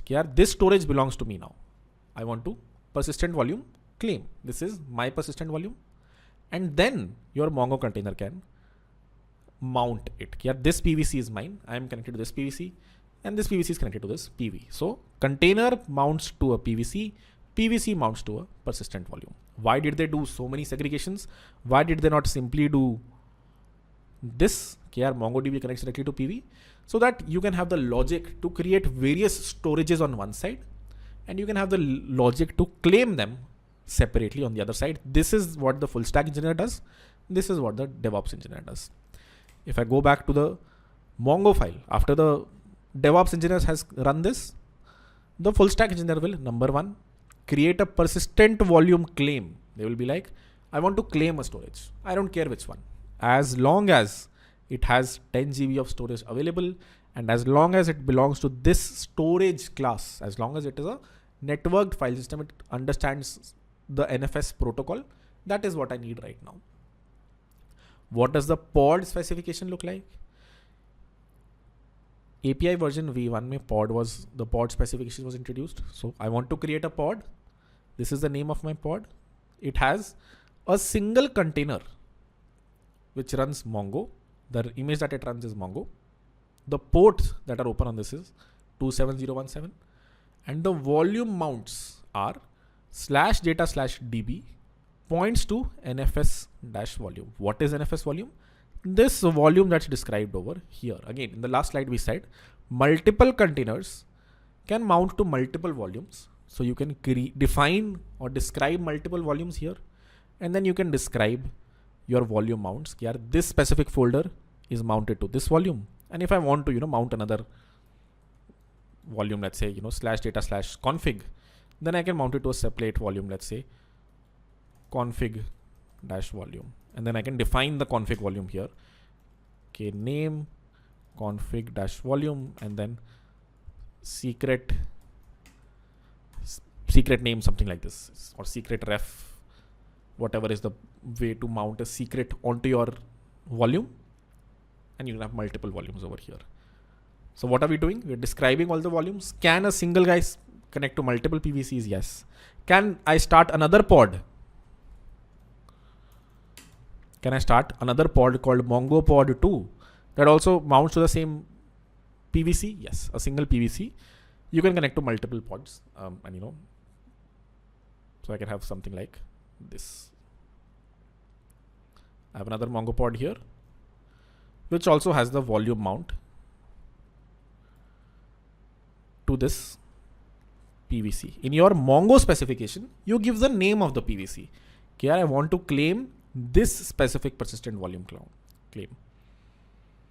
And then here you simply specify कि मुझे कितना space चाहिए. I just need 10 GB of space, which you can, you know, attach over here. All right. Questions. If you have multiple PVs available in storage, which one would be chosen by the PVC? Also, how would you keep track of one that was selected? You don't need to keep track of it. The developer needs to worry about मैंने PVC बनाया, उसको 10 GB मिल गया. I wanted 10 GB space. I got 10 GB space. I don't care. As now this NFS PVC is mine. I don't care where it is attached behind the hood. If it connects to EBC, that's fine. If it connects to an NFS, it's fine. If it connects to Vultr storage, it's fine. And how does this decide?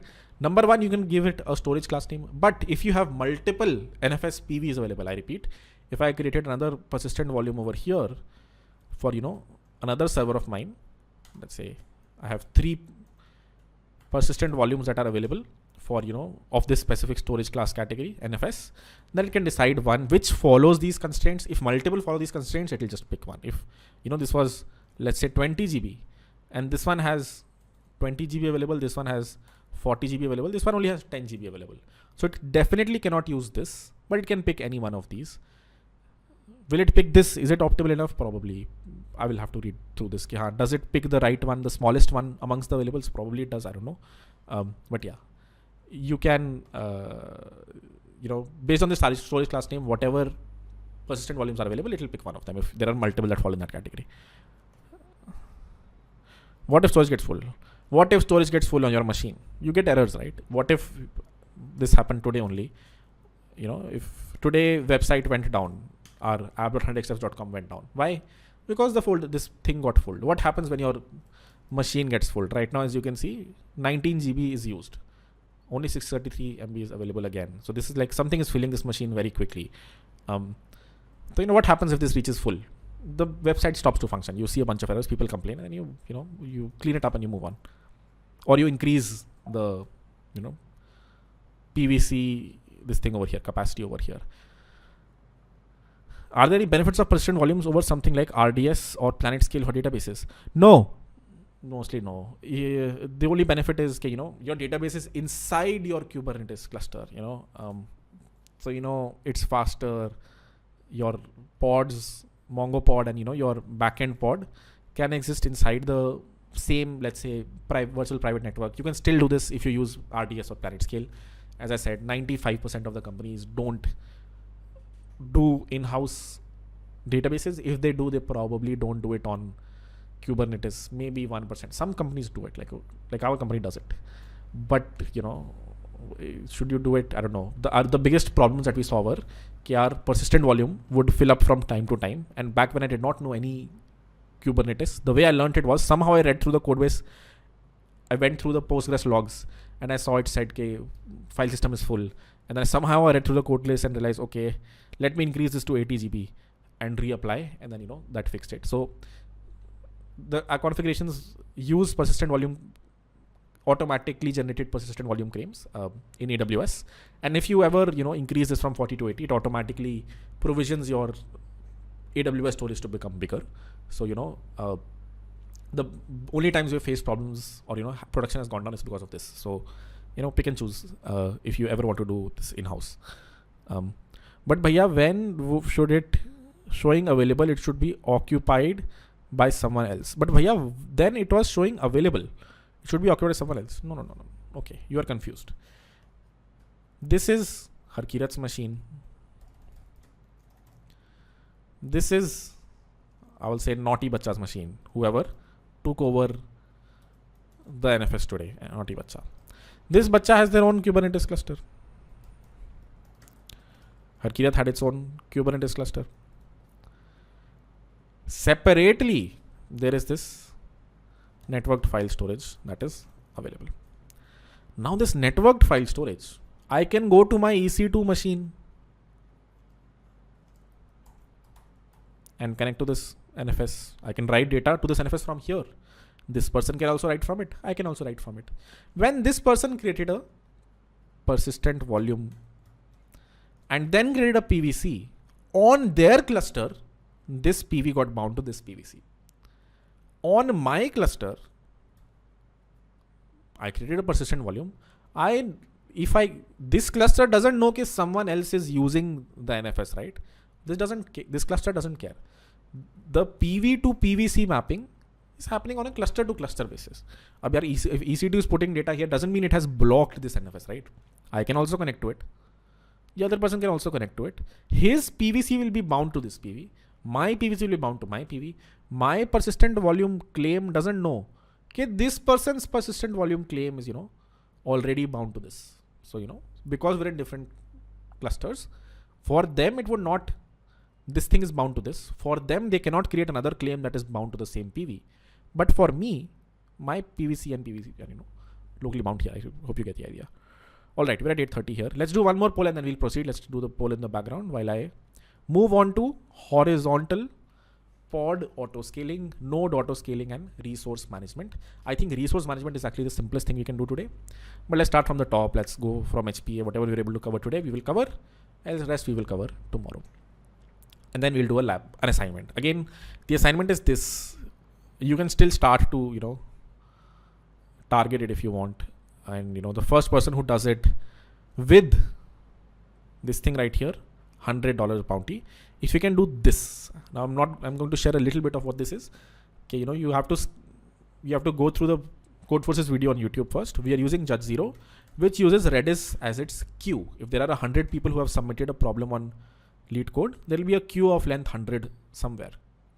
There will be a queue of length 100 somewhere. You need our Kubernetes cluster scales up based on this queue length. I repeat, if you ever create lead code or Codeforces, you will have a contest. If there is a contest, a lot of people might submit. All of their submissions are present in a queue. Based on this queue length, you should have, if this is 100, you should have at least 10 pods running. And each one of these pods needs to have resource limit requests here. I need to have at least 2 GB RAM and at least 1 CPU. Because, if there are multiple people who are submitting on our website, then you want to make sure they all get equal resources. You also want to make sure that a single person doesn't hog the node. If someone has written a while one loop over here, their pod should only get 2 GB max, 1 CPU max. Minimum also should be this much. But the most difficult bit here is, based on this queue length, you auto scale the number of pods. We're doing horizontal pod auto scaling, but what we're not doing is this. Using something like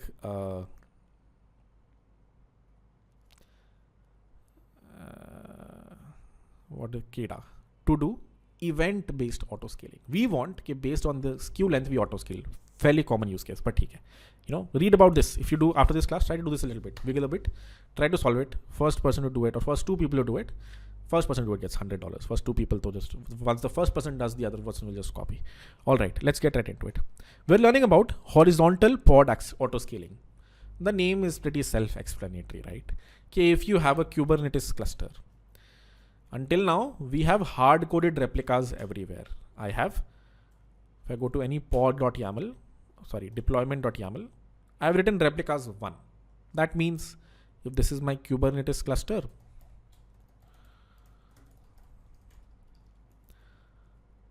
it has, let's say, 5 nodes or maybe 3 nodes. I have a single pod running in one of these nodes. Now, what if there is a spike in the traffic suddenly? Let's say this is exposed via a load balancer service. This is my Kubernetes cluster. There is a load balancer service that exists outside.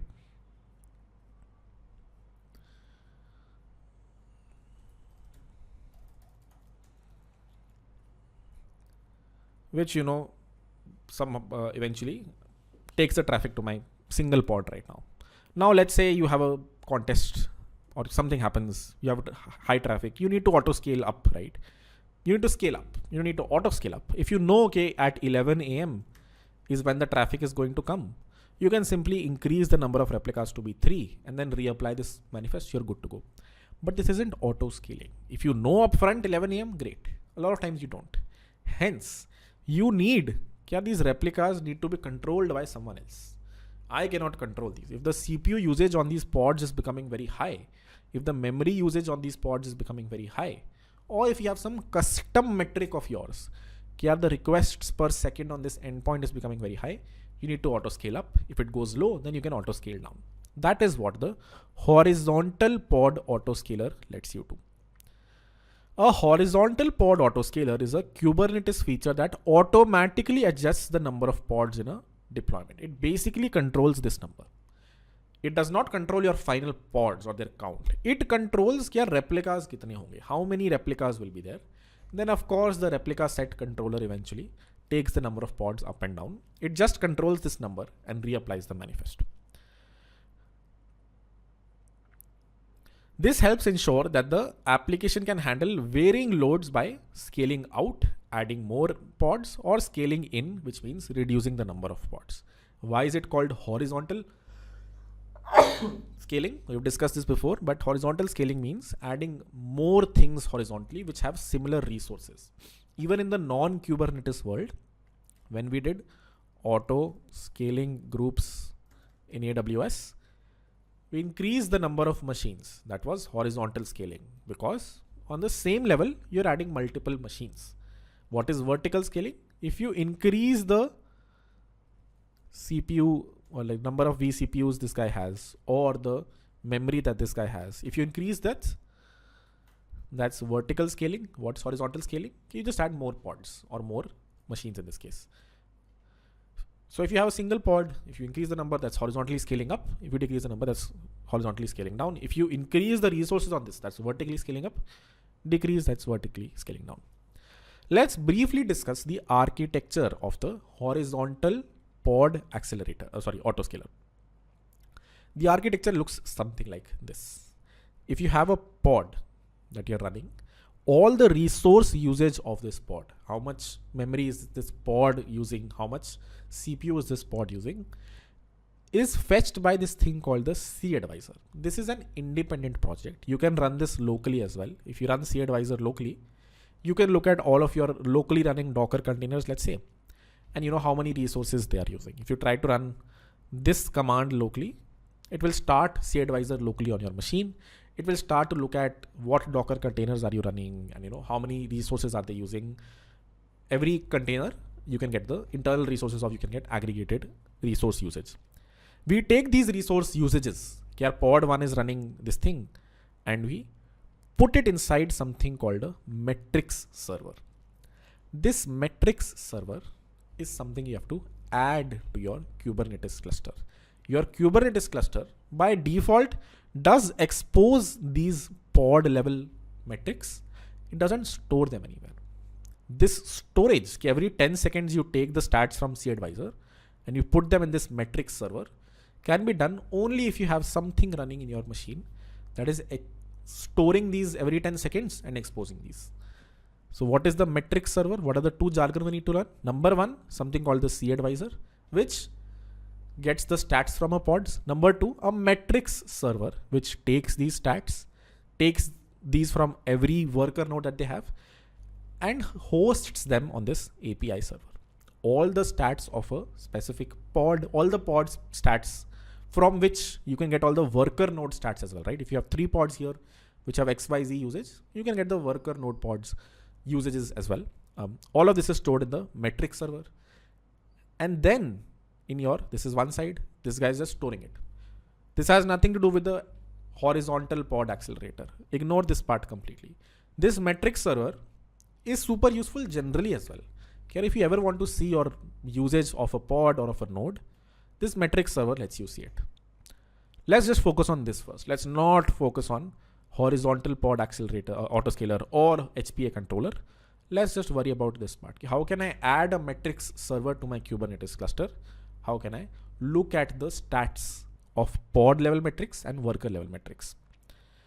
This is the Metrics server. The metrics server is a lightweight in-memory store for metrics. It collects the resource usages such as CPU and memory from the kubelets and exposes them via the Kubernetes API.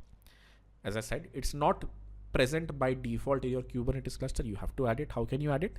You can either use Helm, or you don't even need to use Helm. Don't even need to use Helm. Here is the YAML file that you can directly apply to your Kubernetes cluster. This is a YAML file that you can directly apply to your Kubernetes cluster. There are some changes you have to make to it if you want HPA to eventually work. I have made those changes here. So I've changed this a little bit and have a modified version here. How did I reach this modified version? This specific GitHub issue. When I was trying to attach the HPA, I reached this specific GitHub issue based on some error that I saw in the pod.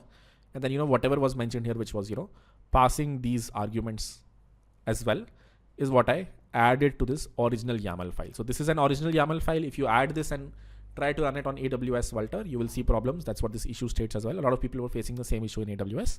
How can you fix it? By adding, some extra things that I've added over here.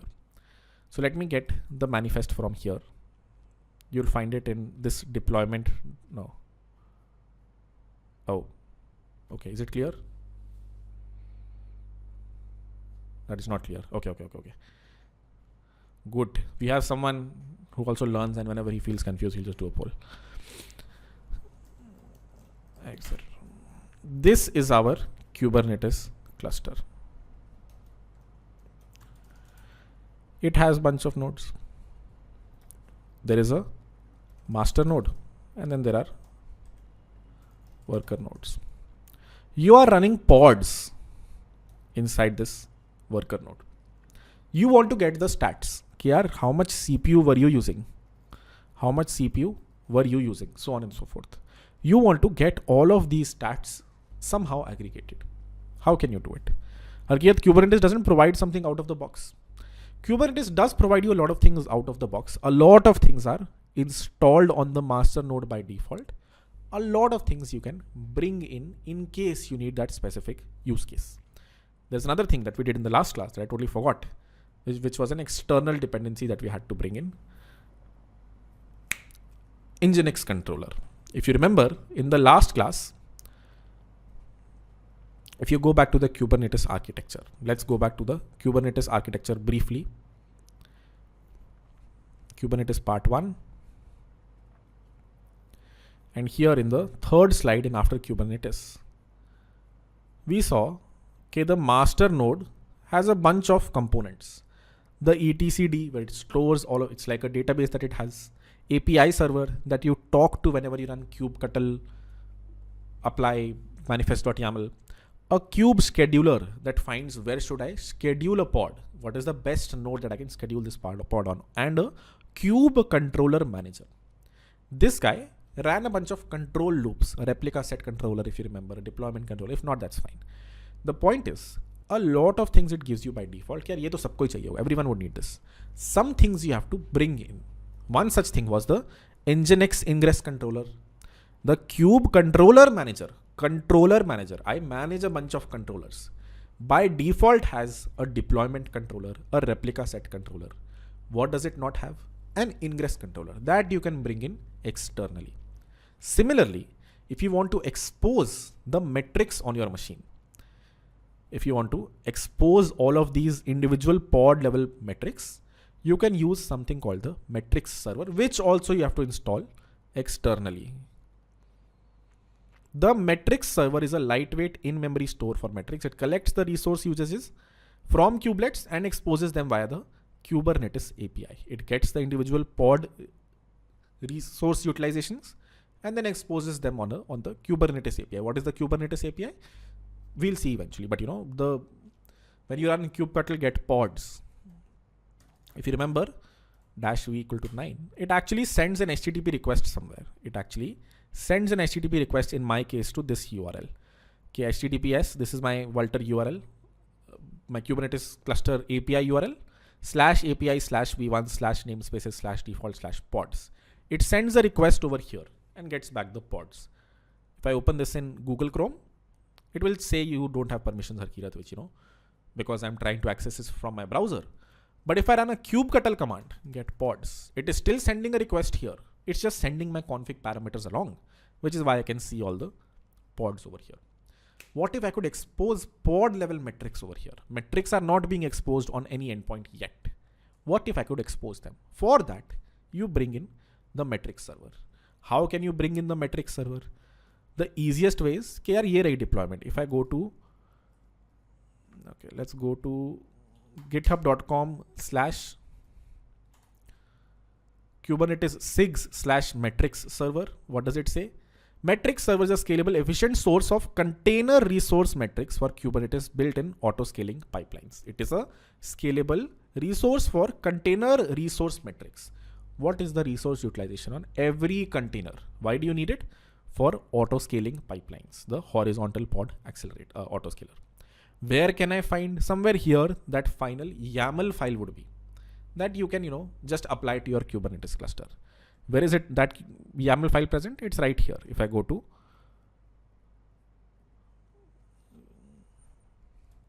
github.com/kube6/metrics server/, if I download this YAML file and open it up in Visual Studio Code, what does it say? It says create this metrics server. I'm creating a deployment of this metrics server that runs a specific image. This is the image that it runs. These are the arguments that it runs it with. Do you have to understand this? Not really. You just apply this. You simply do kubectl apply -f components.yaml. But if you pass in some extra arguments over here, your life will be a little bit easier. Specifically on cloud providers, you have to add some insecure arguments here. If you look at the extra arguments that they give, basically if you try to apply this as such and try to create a horizontal pod autoscaler, you will see some issues, which is the issues that I saw. Then I Googled these issues. I reached this specific issue right here. It says, I have deployed Nginx, but the metrics server cannot retrieve the CPU usage. This is the exact error that I saw as well. No metrics known for this specific pod. And my cluster wasn't autoscaling. My pods weren't autoscaling. What is the suggestion that they gave? They gave, KR, add these extra arguments. Amongst these arguments that you're sending, also add, --kubelet preferred address type is internal IP. Also add --v equal to 2, so on and so forth. So these extra added arguments, I added these extra arguments, took the whole file and pushed it to GitHub. So you guys can use it. So, feel free to get it from here, which has the extra arguments. If you go to deployment.yaml or, what's it called? Components.yaml. If you see the deployment here, it has this host network set to true and it has these two extra arguments. So, if you apply this, your life will be a little easier eventually. If you deploy this on AWS, then also you have to eventually add these arguments. So we can do a quick poll, but I think we're sorted now. Let me apply components.yaml.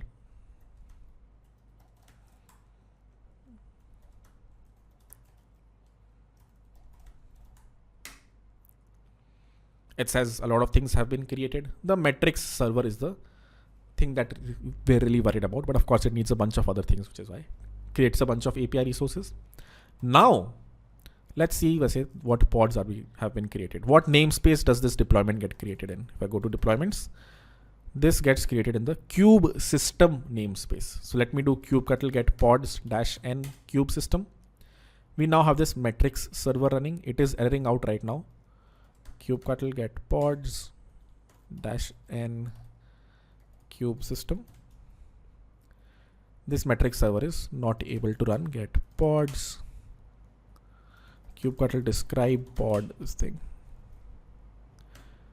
-n kube system successfully assigned pulling image successfully created container this thing already present on machine. That is fine. I don't see any logs.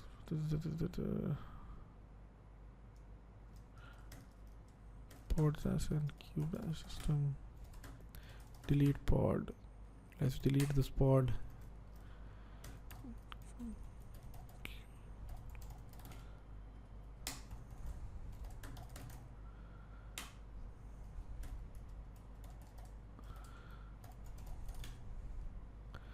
Failing again. Let me apply the production without any of my changes. Maybe I updated this file or something. Components.yaml. Let me apply this production YAML and see if that fixes it. Most of the things will be the same. Only the metrics server will change now, because now it has the original arguments. It doesn't have the arguments that I gave it. Let's see if that works. It is running now. Oh no, wait. Cube system. It is running now. This metrics server now started. My metrics server that I am starting with these extra arguments that I gave it is failing. We'll have to debug that eventually. But the good thing is we're not going to use these arguments just yet. So feel free to ignore this second deployment.yaml. Just apply the first one. If you have already applied this, it is fine. Apply this on top of it. It will just, based on the names, understand, this is the one that I need to update. It will update it. What happened when I ran this command? A Kubernetes, the metrics server began to run. Let's see that one more time. As you can see, the metrics server is now running. If I look at the logs, kubectl logs -f this thing -n cube -system. I see logs from the Kubernetes metrics server that we have started. Now I can do this. Kubectl top nodes to see my node level usage. Kubectl get pods to see my pod level usage. So can the horizontal pod autoscaler, which we'll eventually be creating. But what have we done until now? We did this part right here. We added the metrics server to our Kubernetes cluster, which is exposing all of our stats on this API server. If I do kubectl get pods -v equal to 8, you will see it is sending a request to /API/v1/namespaces/pods, which now returns it not just the pod level details, but also its metrics details. I was able to expose the metrics on every pod. Same thing for the nodes as well. If I run kubectl, I ran the wrong command. We make kubectl top nodes -v equal to 8. You will see it, sends requests to my Kubernetes cluster /API/v1/nodes, which, returns it the resource usage of a specific type. For example, somewhere here it's truncated, but somewhere here it has the resource usage for my machines, which I can finally, if I remove this verbose tag, I can see it here as well. CPU usage is 2%, for this one 1%, for this one memory usage is this much for this one, this much for this one, and same for the pods. Now next up we need to understand, given we have this metrics server, given we have this right here, what is the horizontal pod autoscaler controller and how does it eventually autoscale pods? We'll do that tomorrow. We're at 8:52 here. But that's what we'll be doing tomorrow. If you can, by tomorrow, try to make sure you can run this kubectl top pods and kubectl top nodes command. And if you want, feel free to go through the rest of the slides as well. It's not too difficult. I have deployed a very CPU intensive application. I repeat, I've deployed a very CPU intensive application on Docker on 100x steps -week 28. You can try to run that. So if you create the manifest, which gets image 100x steps -week 28, and if you run this locally, let's say with 2 replicas, it will start 2 replicas. But if you also create this horizontal pod autoscaler resource, where you say minimum number of replicas is 2, maximum number of replicas is 5, and the deployment that I'm trying to target is this CPU deployment target, this CPU deployment right here. And then you say, if the CPU usage, I want the average utilization to be 50%. If it goes up to 100%, start 2 nodes. If it goes up to 150%, start 3 nodes. This is the specification. If you apply this and you've applied this, you also need to create a service to expose this over the internet.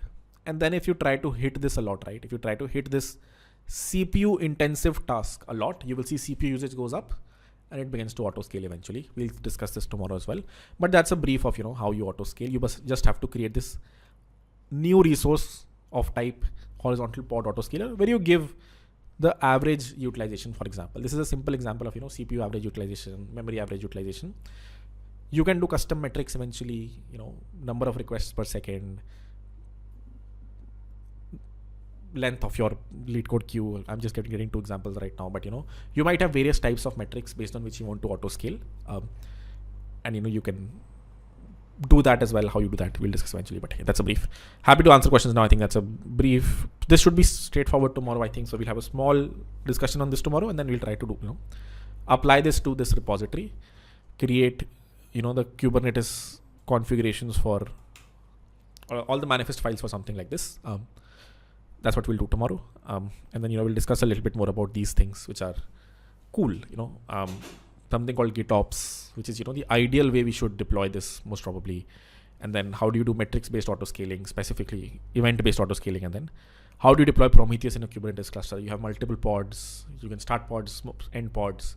How can you do service discovery if you want to do? Gather all the Prometheus stats of your nodes, pods in Prometheus. That's a brief. Let's take a pause here. Let's do a poll and also open chat. Happy to answer any questions, but we'll probably do this tomorrow again. So we'll start with Kubernetes 3 from tomorrow. This part right here. Any questions, guys? Chat is open.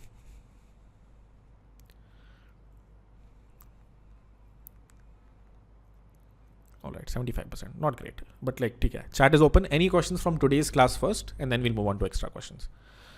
All right. We are scaling pods, but new nodes need to be present. Yes, that is why you have another section here called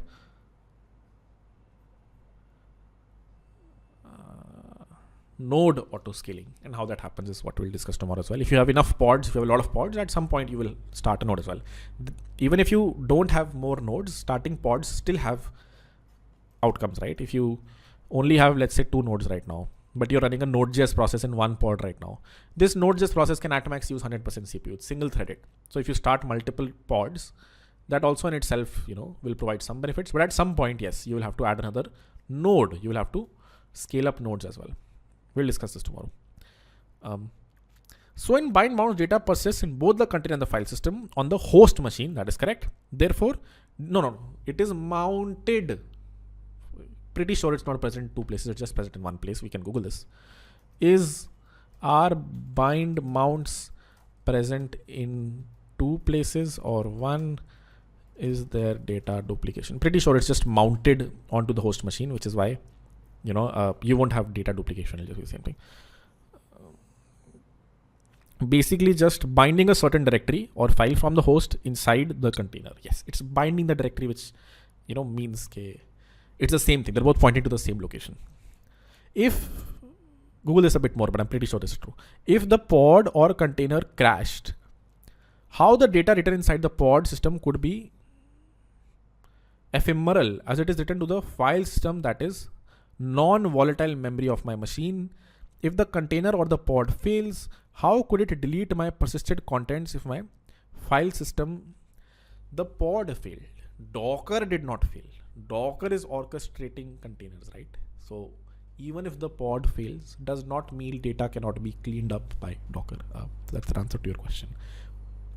The pod isn't self-cleaning, and before it dies, it kills all the file system. Docker, the runtime does. Notion doc, let's see. In Next.js, we can build static files for the app and deploy it through a CDN as mentioned on their website. That is correct. They also mentioned that the server's actions are available in this method. Okay. So how do you think server actions work with a CDN? I don't think server actions work with a CDN at all. I would be super surprised if that is true. I think you still need a server. You can deploy some parts on a CDN, but server actions, I don't think they'll be deployed on a CDN. You might be able to deploy it on the Versal Edge cloud, but not on a CDN which does not allow code execution. If it is a pure CDN, if it just takes content, caches it and delivers it to the user, I don't think it is possible to run server actions directly there. When you do this, I think you partially store data on CDNs, and you also have a Next.js server that can do server-side rendering or handle actions. Let's see. Next.js static content. Where did you see this? Can you point me to this specific link that you're talking about? What happens when the database becomes full in prod? How do you solve this issue then? If you're using NeonDB. NeonDB is serverless, which means they do it for you. when you start a Neon DB, they might give you limits, they might not give you limits as well. They can scale infinitely for you. So you don't have to worry about doing any of this. But if you're a self-hosting is when you have to, it will just, if you look at the Postgres logs, you'll see a bunch of cannot write more to the file system is full. If you increase the file system, it will just, start to do its thing again.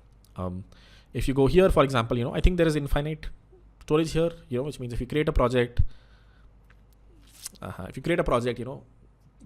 are serverless databases. Neon.tech,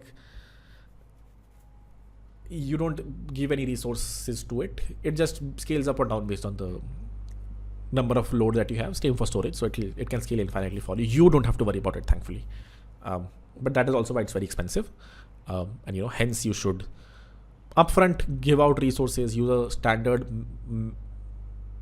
non-managed database. That will be cheaper, but at the same time, you have to make sure you have enough compute as well as enough storage to handle all the load, because they want to do it for you. Do you think Judge Zero and Redis Q in ChatGPT when they use code interpreter? Do you think? I don't think they use Judge Zero. I don't think they might have their own implementation. Yeah, pretty sure. I mean, they might. I don't know. I have no idea. They have to evaluate a bunch of things. They have to scrape websites. That is also done in a sandboxed fashion. This is not the only thing they have to do. They're not calculating, solving algorithmic problems. There are a lot of times scraping a website.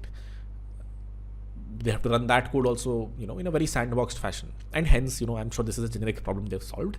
Algorithmic problems are just a smaller subset of it. So they probably do it themselves. Like they've written the code for it. Like all the sandboxing code themselves. Even before we use kubectl command and do all sort of deployment, we need a cluster running up, right? Yes. Question is, how do we decide beforehand how many nodes should be there in my cluster?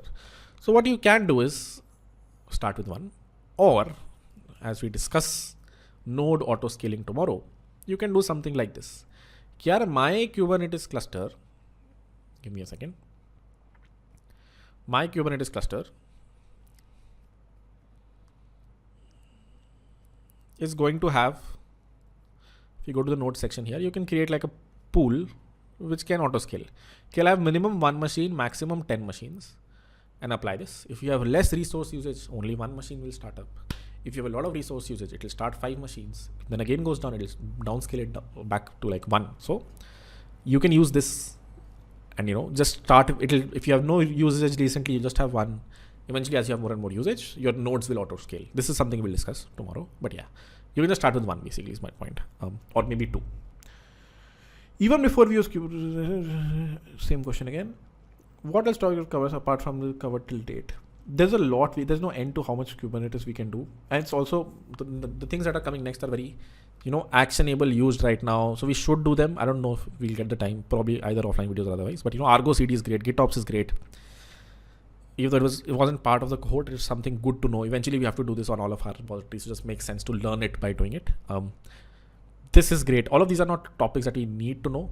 You can do a lot of things. You can create your own resources, policies. There are like 100 different things. If you go to Kubernetes docs, you'll see like a lot of things here on the left. So you can learn a lot. We'll see where we'll call it. But yeah, it's like a lot you can do in Kubernetes. It can be like a never-ending cohort. All right. Breathing fees ho gaya. Yahan tak aate. But bhaiya, why is it showing available? Should it be? Okay, I answered that. Are there plans of moving CMS? Yeah, everything will move to Kubernetes. All the repositories will move via Argo CD to Kubernetes.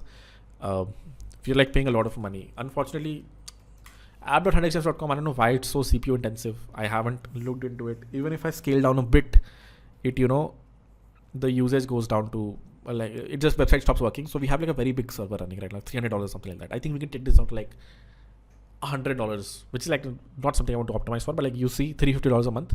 Most of this is compute only. I don't know what rate is. That's taxes. So yeah, most of this is compute, and we don't have any compute. We just have a single machine running. But since it's the fuck, maybe it's in a different region. But yeah, we have a single machine running. Since it's such a big machine, it's costly. Not something, not very costly, but very clearly I can see we can optimize this. Also, the whole process of deployment right now is this. Okay,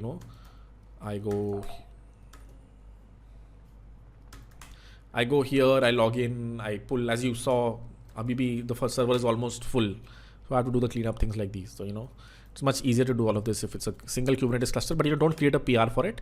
As I said, we'll be doing all of this in a separate repository. There'll be like a GitOps repository here called whatever, K8s deploy, which, that will be a lot of fun to build this, like fairly simple stuff, I say.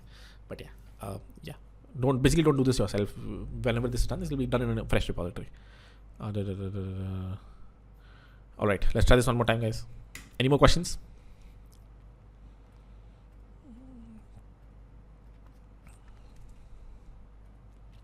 Oh, sorry, Notion docs.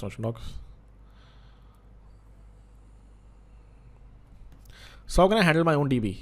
Yes, we have created DBs many times using Neon. Go to Neon, create one. Go to AVM, create one. Best is if you can create one in RDS in Amazon. But feel free to choose any cloud provider, create one there, let them manage it. Crunchy is also a decent Crunchy database, not Crunchbase. Crunchy data. These guys are also pretty smart. A lot of very big companies use this. So, feel free. I don't know if they have pricing for, small developers, would probably do, but also a good resource to, have managed Postgres. Let's see. Where are all the Notion docs? Can I consider creating a persistent volume attaching with an EC2 NFS similar to creating a volume and attaching a host or bind on Docker? Can I consider creating a persistent volume? Okay. And attaching to it with an EC2 NFS similar to creating a volume and attaching not sort of, but at the same time, it's a networked file system. When you do bind mounts, you do it on your local machine. When you're doing this, you're just doing it remotely. That's it. Yeah. But other than that, you can think of it to be very similar. You have a file system somewhere else. It's just a networked file system, right? So you can also create a volume on the host machine in Kubernetes. We haven't discussed this, but it's very easy for you to, if you change this, you can also, if this is your Kubernetes cluster, which has a node, you can also take some, folder here on the node and mount directly this folder onto a pod. You shouldn't do it because nodes can die, but you can also do this. So that is exactly the same as a bind mount. What we are doing is, just something extra. Is there a way we can do node auto scaling? Actually, so there is a way, as I showed you. Go to Vultr, create a node group, go to AWS, create a node group, give it a minimum and a maximum. It will scale up and down. We'll see this tomorrow. Can the PVC can be more than the available created persisted volume?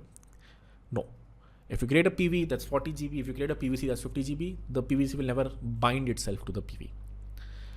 How do you take a backup or snapshot of persistent volumes and store it locally? If you have if you're a company, let's say Razorpay, you have a database somewhere. This isn't just Kubernetes. This is generally. Even if you have, your DB on neon.tech, or if you have it on Crunchy, you have, a job that runs in, let's say, AWS or somewhere else you have, in the worst case, you have, in your office, you have a machine that every 5 minutes does a PG _dump, which means it dumps the whole database and stores it here on your local machine. This is if you're very paranoid. If you're not as paranoid, you can every year, like every 5 minutes, every 10 minutes, every 1 hour on your EC2 machine, take a snapshot or, take a PG dump and store it on S3. So that, you have 5-minute intervals backed up. If you ever have a hack or anything, at max, you will lose 5 minutes worth of data and you only store, let's say, last 6 months of database backups. Usse pehle ke I just store it on your local machine or put it on some very old, very cheap storage so that you don't, your S3 doesn't get filled up with petabytes of data, because if you're backing up every 5 minutes, you have a lot of data. So, store every 5 minutes, data here every 5 minutes. If you ever have a hack, at max, you will lose 5 minutes. If your database ever goes down, Neon Tech ever goes down, you have most of the data minus the last 5 minutes in the worst case, which is fine. That's a good question.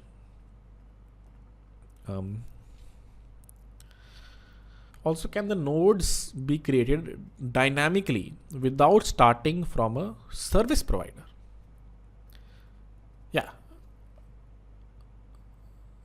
You mean, what do you mean service provider? You mean cloud provider? They can be, what do you mean by dynamically? You can create them via CLI. You can create a Kubernetes cluster using Terraform. You can do infrastructure as code. You can have your own data center where you deploy Kubernetes on various machines. But creating them dynamically without starting them from the service provider. If you mean without going to vultr.com, can I start it? You cannot, as in you have to start a Kubernetes cluster with X nodes over here. As I said, you can create a node pool and then it will dynamically scale up and down. You don't have to worry about that. As long as in your Kubernetes cluster, the node pool that you have, this node pool that you have, if there's, if this is auto scaled between 2 and 9 nodes, then it'll auto scale between them. It'll dynamically add or remove resources itself based on the load. We'll discuss this tomorrow. Off top discussion. Thank you for teaching constraints. Content in our topic feels amazing to learn. Yes, amazing. Hi sir, can you reach out to multiple advice? LinkedIn, most of them ghost or agreeing to remote roles. Feeling so tired and depressed lately. I think for 2 years after graduation, in spite of putting a lot of efforts. I also don't know how I can come out of this situation. 2 years. Have you created any pull requests? I think you have, right? I think you pointed me to some. What happened with that podcast guy? I forgot the name again. He told me was he messaged you, or maybe he messaged someone else. I don't know who got connected. I thought you got connected. If not, if the first person hasn't been connected, let me Akash bata dega. VK Red. That is you, right? Vishnu is VK Red, right? Huh. You were the one who got connected to the podcast guy, right? Or different guy? I don't know. If not, then if he hasn't yet hired, happy to do this. But can you show next time, can you put a bunch of emails and show how do you approach companies? I can look at that and tell you if there's any yellow flags or red flags over there. Other than that, most people that are getting into YC companies only. What are your salary expectations? What are you showing them in your GitHub? Just show me a bit and then we can go from there. Is there opportunities? Can you refer me? Agree to what a company is willing to pay us, not anything. So there's one guy who just got connected. I mean, he has his last interview today. If he gets rejected, then I'll put you on the top of the stack, basically. I thought you were already on the top of the stack. Just put your contributions in the same Notion doc. I already have this bookmarked. But Akash, keep note of it. We can go from there. I would have assumed you already had my number, but if not, feel free to get it from Akash. All right. Let's see the Notion doc. Okay, answer that.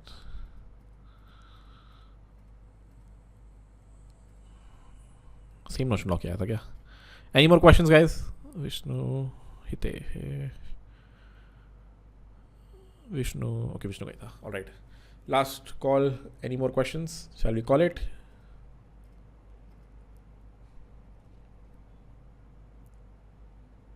All right. What is the DB of an exchange order book? How to get the latest data? How do we write multiple DBs master slave architecture? What if the DB of an exchange order book? What if? Do you mean what is the DB of an exchange order book? How to get the latest data? The order book is usually in memory, which means there is no database. It's a variable in a process. Do we write to multiple DBs master slave architecture? You don't write to a database if you're creating an order book. You have all the events stored somewhere, mostly in like a queue, so that you can always recreate the state, but your order book is in memory. Almost everywhere I've seen this only. Can you give a brief overview of Helm charts? It's a package. What is a package? What were we doing right now when we had to add this Kubernetes? I'm happy to do like an offline longer class on this, at least for an overview. But let me just give you a brief. Whenever you have to add external dependencies, for example, the ingress controller that I talked about, and this other thing that we added today, the metrics server that we added, these are very long deployment files, which might depend on some other service, which might be another deployment file. So what is a package manager? What happens when you go to npm.com/packages/express? It has, and if I do an npm install express, what does it do? It brings in express, it brings in all the other dependencies recursively. And similarly, if you want to bring in the Kubernetes metrics server, a single command will let you apply a bunch of configurations and bring them to your machine. That's a brief, but happy to talk a little bit deeper. There's a reason I did not add this to the cohort, because it's a little hard of a thing to chew. What else? Notes incoming. Thank you, sir. What if resources finish? Will it start node or will it show resource finish warning? What do you mean resources finish? If you start 100 pods and you only have 3 machines at max in your Vultr cluster, then it'll start 20 pods. The rest of the pods will be stuck on don't have enough resources, don't have enough. You will just keep on seeing a warning that says you don't have enough resources right now. Whenever you make your cluster bigger, they will get assigned to the new machines that you create. So if you do run out of resources, Kubernetes will just not start those pods. They will just stay dead. What after that? All right, I think that's it. Oh, so okay, sorry. Next.js wala cheez. Let's see. You might be interested in this. Static HTML export. Next.js enables starting as a static site or a single page application and then optionally upgrading those features that require a server. Since Next.js supports static export, it can be deployed or hosted on any server. This includes /3. Running a static export does not support Next.js features that require a server is exactly what I would think of. If you statically export the website and put it on a CDN, you cannot do server-side rendering for anything. You cannot use server actions for anything. That's exactly what it says. Where does it say over here? Okay, you can use server actions in can we open chat? Where does it say over here? Okay, you can use server actions on a CDN.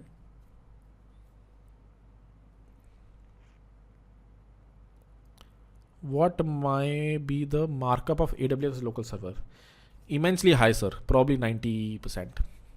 For AWS, probably 90%. Other services are a little bit better. AWS is very expensive. When will the structure of GitHub DSA problem setter or the structure of the GitHub? You can give a PR of on algorithmic arena. That's actually best.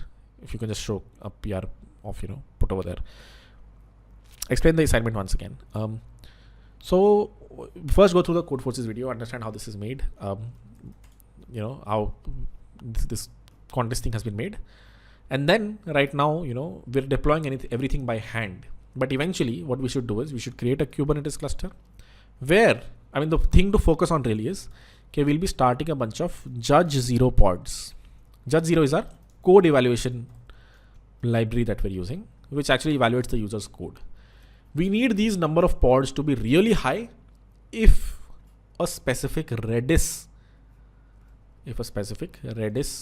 queue length is really high. If this queue length is 100, based on this custom metric, we basically need to scale up the number of Judge 0 servers. So what you need to do is create a cluster which has a deployment for an API server, a deployment or API/next server, a deployment for